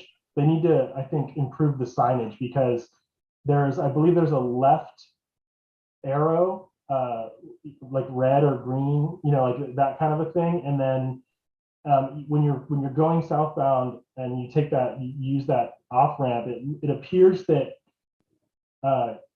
when the left, or when the right turn direction is green, that you can also go left. You know, you can go left or right, so that would be either eastbound or westbound on Broadway.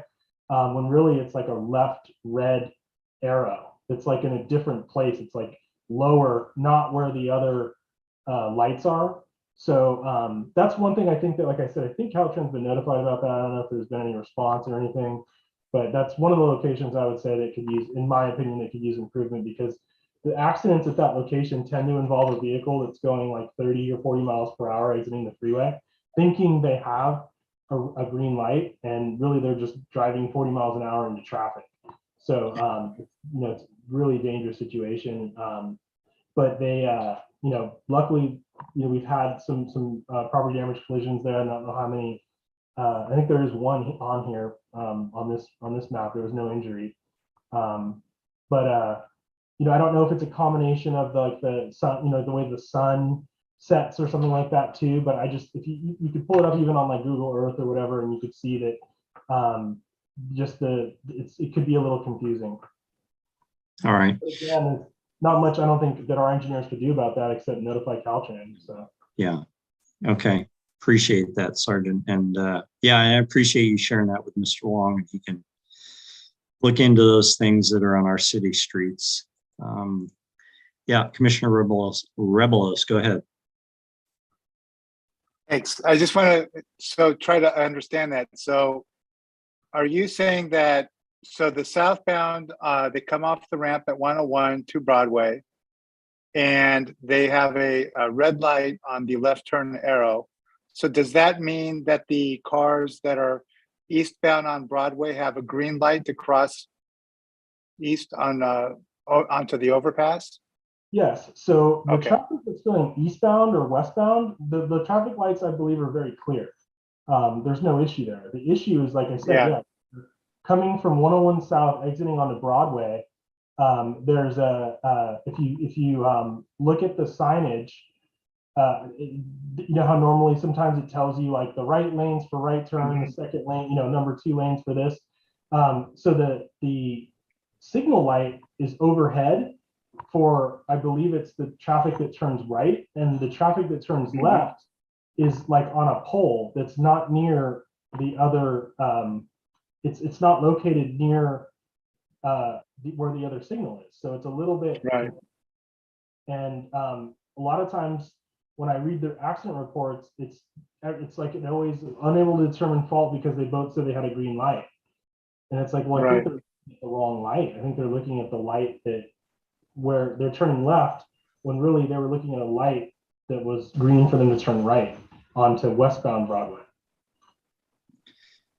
Okay, I didn't want to open up a discussion on any particular topic. Right. I just made a I just general wanted to paint a statement. better picture, but yeah. Appreciate that, yeah. Okay, we really shouldn't discuss this any further. All right, thank you, Sergeant Perna. And we will move on to item 7C, Commissioner Chair and Commissioner Communications. I'm going to save my communication for the committee report, but does anybody else have any other communication that they received? Go ahead, Commissioner Rabelos. Sure. So Commissioner Lee and I have been talking about trying to form hoping to form a new committee around the, we're calling it the 101 corridor, to try to sort of take a look at the area from Rollins Road east to the Bay and from Adrian on the north to Peninsula on the south.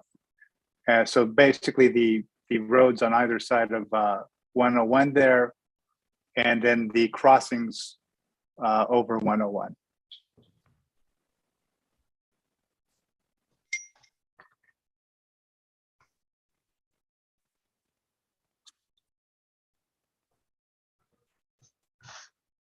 Chair Martos, I think you're muted.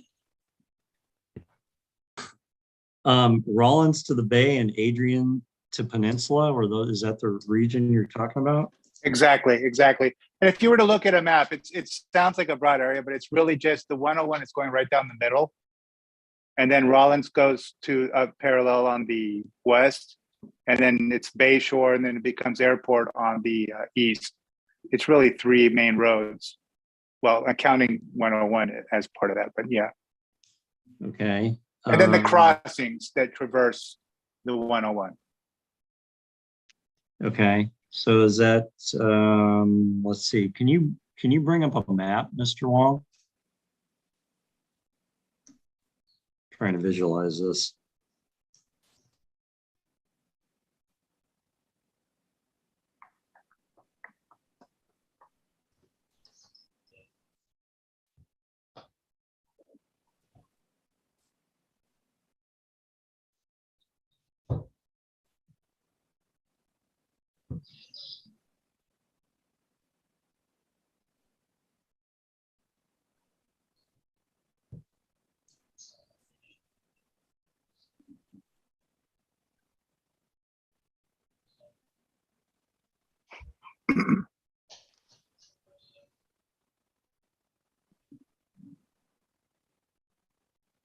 All right. So Peninsula to Adrian. Where's Adrian?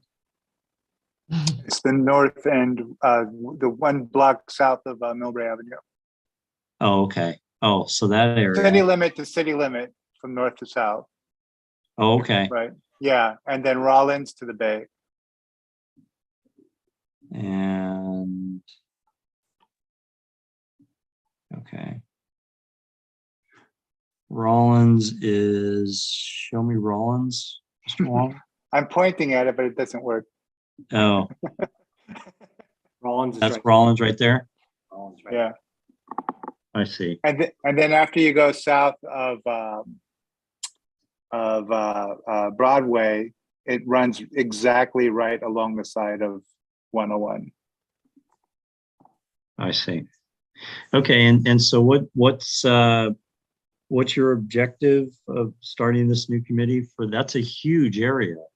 Our committees usually. It is and it focused. isn't, but well, it is because it's really just Rollins Road and it's Old Bay Shore, and then it's the crossings. There's only 3 crossings over the 101. So it's those 3 crossings and then the roads parallel to the 101 right there.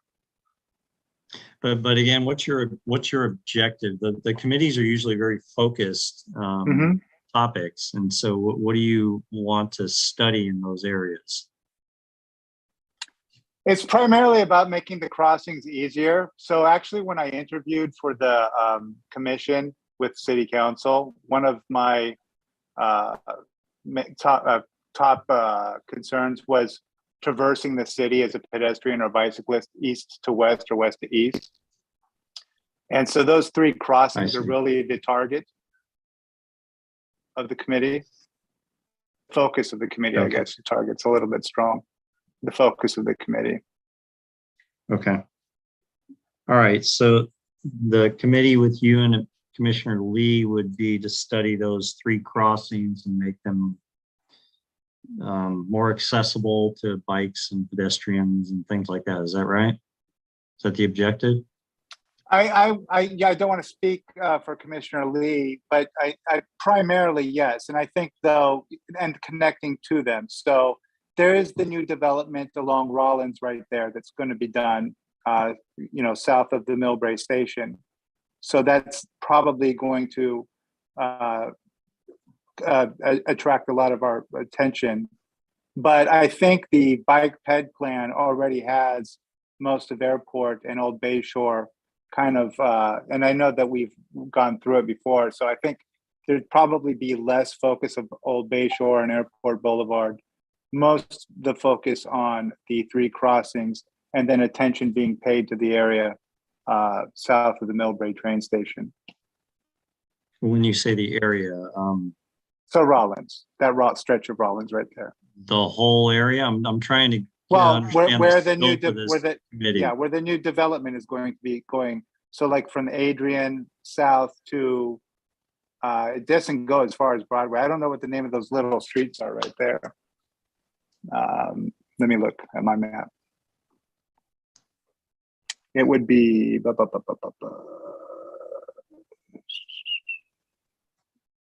so we're looking at like Adrian down to about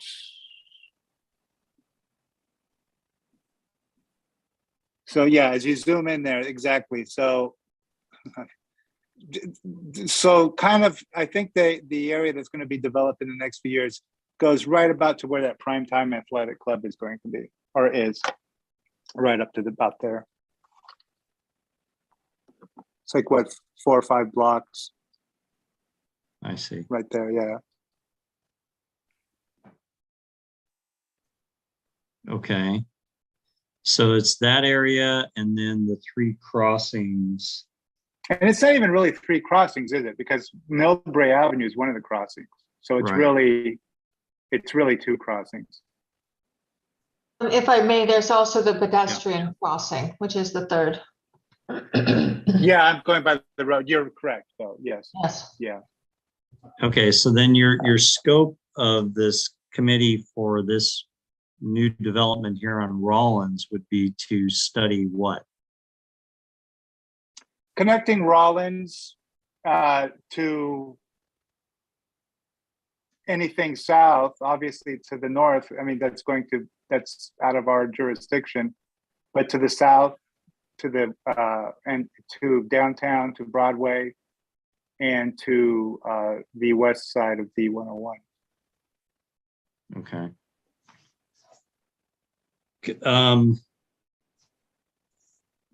Okay.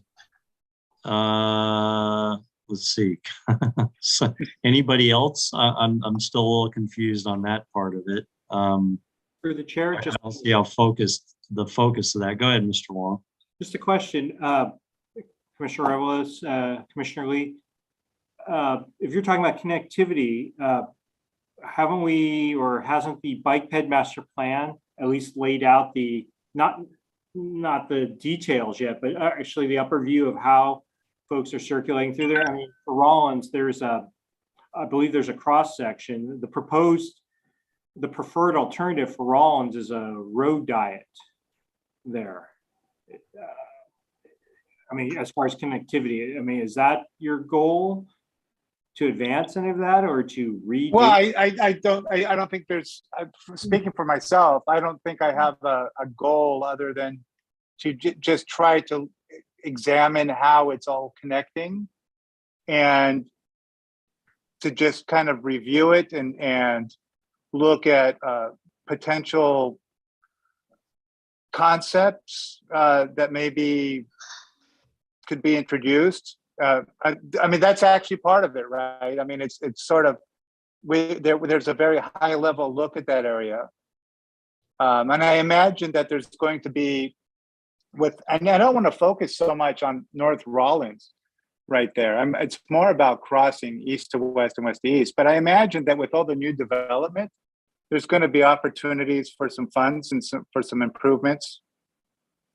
And so I just want to be prepared for that. Through Chair, ideally, I mean, when we're looking at that section, no different than there's a Rollins specific plan that planning has that's kind of outlined some of, how the development's working out there. And then that, again, planning's been just having discussions with them, and we've been referring them to the bike ped master plan showing what's going on there. I mean, that's what we're trying to lay out there as far as the future. And that's kind of the goal of right. So like what we're referring folks to when they're looking at their work out there, because that's the part that's been the heavy lifting already done and vetted through both council and the community. Yes. Yeah. And we Go don't ahead, want go the intersections forgotten. I mean, it's one thing to say we put a bike lane somewhere, but how do the people cross the intersection? So the connectivity is a big thing, like getting through the intersection. Even if there's a bike lane on each side, an intersection can be daunting and difficult. But even though it looks like a large area, there are very few intersections. There are very long strips of roadway. Yeah. So, I mean, there's fewer intersections than there are over by BIS because they're all so spread out. So it's really just dealing with this East Burlingame area where it currently is almost no housing. But how do we get the Facebook people to cross over and ride their bike up to the BART station? How do we get them east to west? How do the children cross to the baseball field east to west? It would be looking at that eastern area and the crossings and just focusing on making it more user-friendly for the community at large. Yeah, I agree entirely. And I think, for example, and I think it was in the e-newsletter a week or two ago, there was a mention of the rental bikes that, that I think at the Marriott and some of those hotels.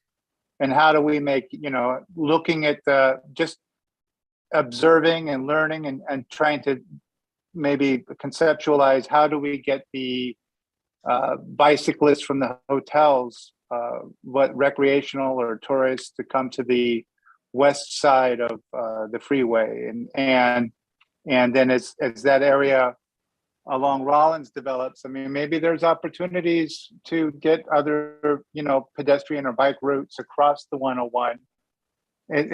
But that's exactly it. There's a lot of questions, right, and a lot of potential and possibilities. And then I, for one, I hike a lot across that corridor and then over onto along the bay, and I think as it's developed, it's going to get more crowded, and I think there's going to be more people. I've noticed already, for example, the area around the Facebook Oculus campus. I was there what was it? I was there on Friday. Friday I was there, and it was way busier than it had been 2 weeks ago, 2 weeks prior. And so I just want to pay attention. I want to pay attention to it. that's really just it. I don't really have something where I'm going, well, we should do this or we should do that. Very much the same as if, when I interviewed for the commission, I didn't have an agenda. I just had some ideas of attention I wanted to pay to. And this was definitely one of the ones it was one of the top two that I gave the council when I interviewed. Okay. So we as a commission can agree to this. I think maybe we just need to have a vote on it. So Commissioner Rebelos and I'm assuming Commissioner Lee will second, and then we can just vote on it. So do I need to make a formal motion here?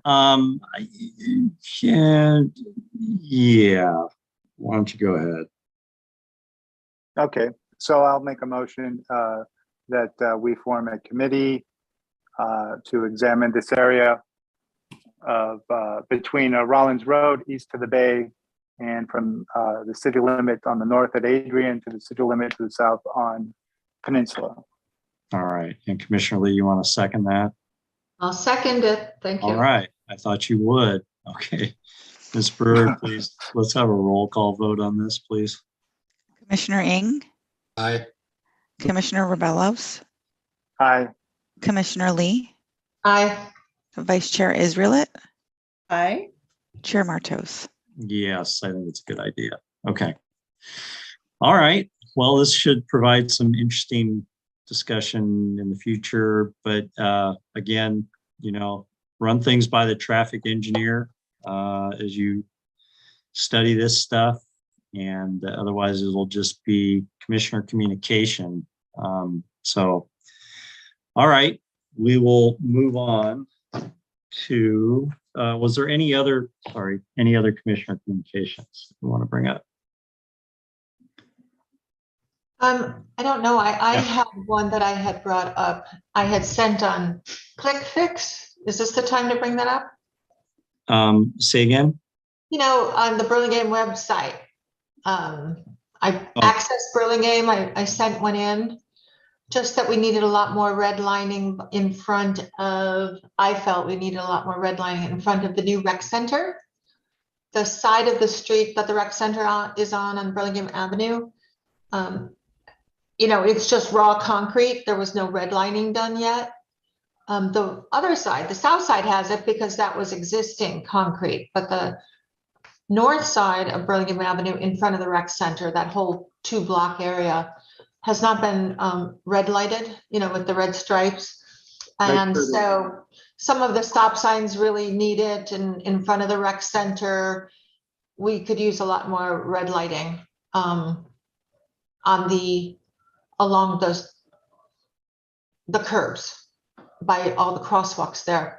Because you really have to step far out into the street right now to be seen if a truck is parked in front of a stop sign, which is, they can park as close to the crosswalk as they want right now, all the cars and trucks. So I've had trouble driving. I realized it driving that way. So I was just hoping we could speed up the red lighting paint along by the rec center. And I sent that into the city. Thank you. Okay. All right, very good. Okay, anything else? Committee reports. 8A. Commissioner Lee, Commissioner Ing, Burlingame Avenue Safety and Access. Nothing this month, Commissioner Ing. Nothing this month. All right, Community BPAC. Lee and Rebelos. Nada, nothing. There was no meeting this month. Yep. All right. BIS Safety Audit. Vice Chair Israelit, Commissioner Ing. Actually, I was wondering where we are on that. I think we're waiting to hear.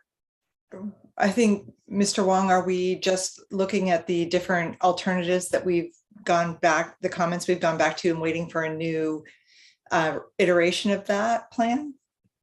And I think the next step, and I how did I get, it's to forwarded to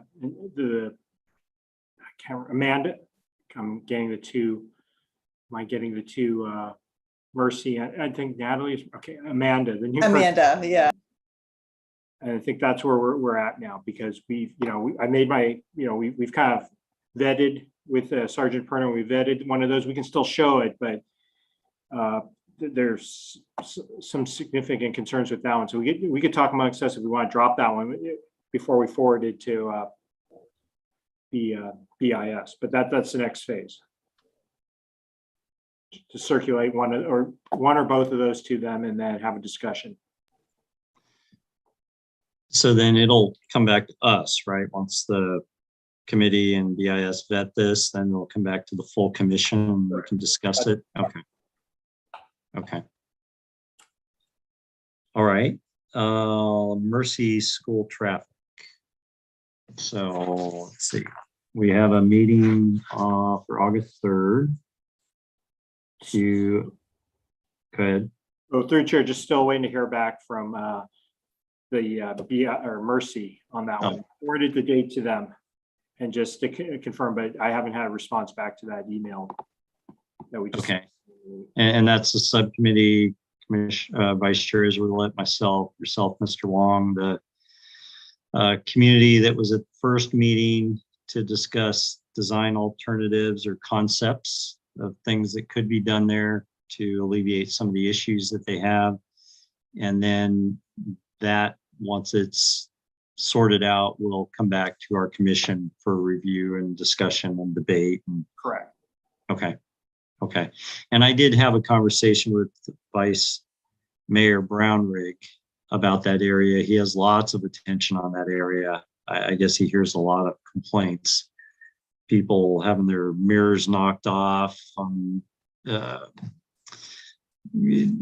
entrance to Mercy, and not on Adeline, but the other one, not Carmelita. Is it? What's the street that goes Alvarado. in Alvarado? Alvarado.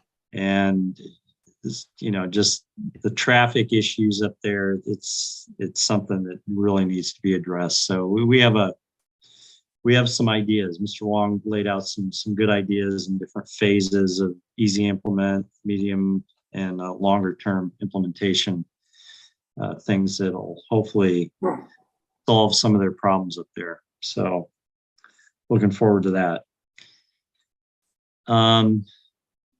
Okay, let's see. Item 9, future agenda items. Vice Chair, did you want to bring up what you brought to my attention today about past items at this time?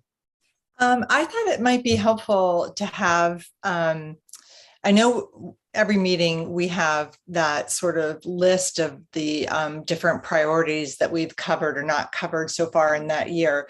But I feel like it would be really helpful to have a list of the current status of all of the things that we've discussed and are in the process of working on. So for instance, the Broadway, California intersection where we were talking about taking away the parking and adding an extra lane, or the BIS school safety plans, so we know where in each phase things are moving through, because I feel like we spend a lot of time discussing and going over and really thinking about issues.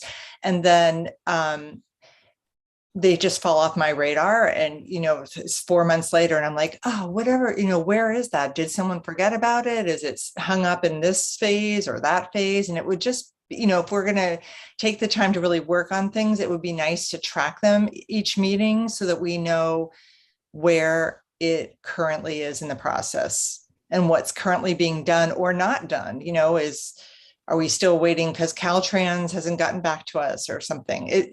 I think it would be more fulfilling as commissioners to see the things that we've worked on and know that they're getting tracked.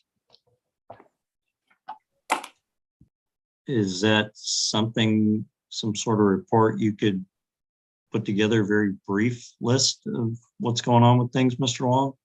Sure. Through the chair, on the very last line, because I think Commissioner former Commissioner Launder, there was Yes. one that we did with the approval of like, when things are going to council. We can just kind of add to that. I mean, we're not gonna have a whole report on there, but we can just add a sentence or two like awaiting, just like we talked about, awaiting feedback from this. We can add that to that bottom one, so that one will get a little bigger. But yeah, we can add it there. I was just looking at it, and that's the appropriate spot. Yeah, the staff updates at the bottom of your engineer's report. You could, instead of saying when we talked about it, just in that there's box next to it, maybe what phase of the process it's in, or in 3 words or less. There's a bottom one further down. There's the TSPC staff, and then there's one on the bottom where it showed the status. That's where we were trying to report like stop signs. We can just expand that one. That one's usually with council approved items, but we can add that to status as well, because that's what agenda action item status. So the commissioners affirmative, would you like to see that? Okay. Absolutely. Yeah, all right. I think that's a majority. All right, that'll be great. So speaking of future agenda items, Mr. Wong, I think you're gonna not be around for the next meeting. Is that correct? it is correct. I will get to take a little leave, and it happens to fall on the same time, and I don't think I want to access it. I won't be accessing. So does anybody want to propose that maybe this commission takes a summer recess for the month of August? I was going to say, we used to take a month off in the summer because so many people take vacations that, many of us were MIA. So I propose that we take next month's meeting off. And since we won't have Mr. Wong with us, it might be a nice summer break. I'll second Council's that. off as well. All right. Council's off as well. So, all right. So I'd love to say by unanimous consent, but we need to do a roll call vote. Ms. Brewer, last one of the evening. Motion to take the month of August off from our regular meeting. If she is, Stephanie, you still there? I will go ahead and do it. All right. We'll start with Commissioner Ing, Aye. Commissioner Revelos, Aye. Commissioner Lee, Aye. Vice Chair Israelet, Aye. and Chair Martos. Yes, sir. I agree. All right. We will do that. I All right. apologize, guys. I was on the phone with Mr. Morimoto. Thank you, Mr. Wong. I appreciate you covering for me. No worries. Just to plant a little seed in your head for future months, Chair Martos, I can access parking garage data. So if you would like to have a discussion, I can show you numbers based on what's coming there, right? I won't give you like it's 100% accurate or anything, but I do have, I think, a reasonable explanation for why it looks the way it does. But we can go over that at some point, or we'll do it pre-agenda. All right. That'll be awesome. All right. Do you have a motion to adjourn? I move we adjourn this evening. All right. One more. What? Housekeeping. Okay, housekeeping. Commissioner Lee, availability. Oh, we can adjourn the meeting. It was just more of, I was trying to meet. All right. Meeting adjourned. Meeting adjourned, 9:24. All right. So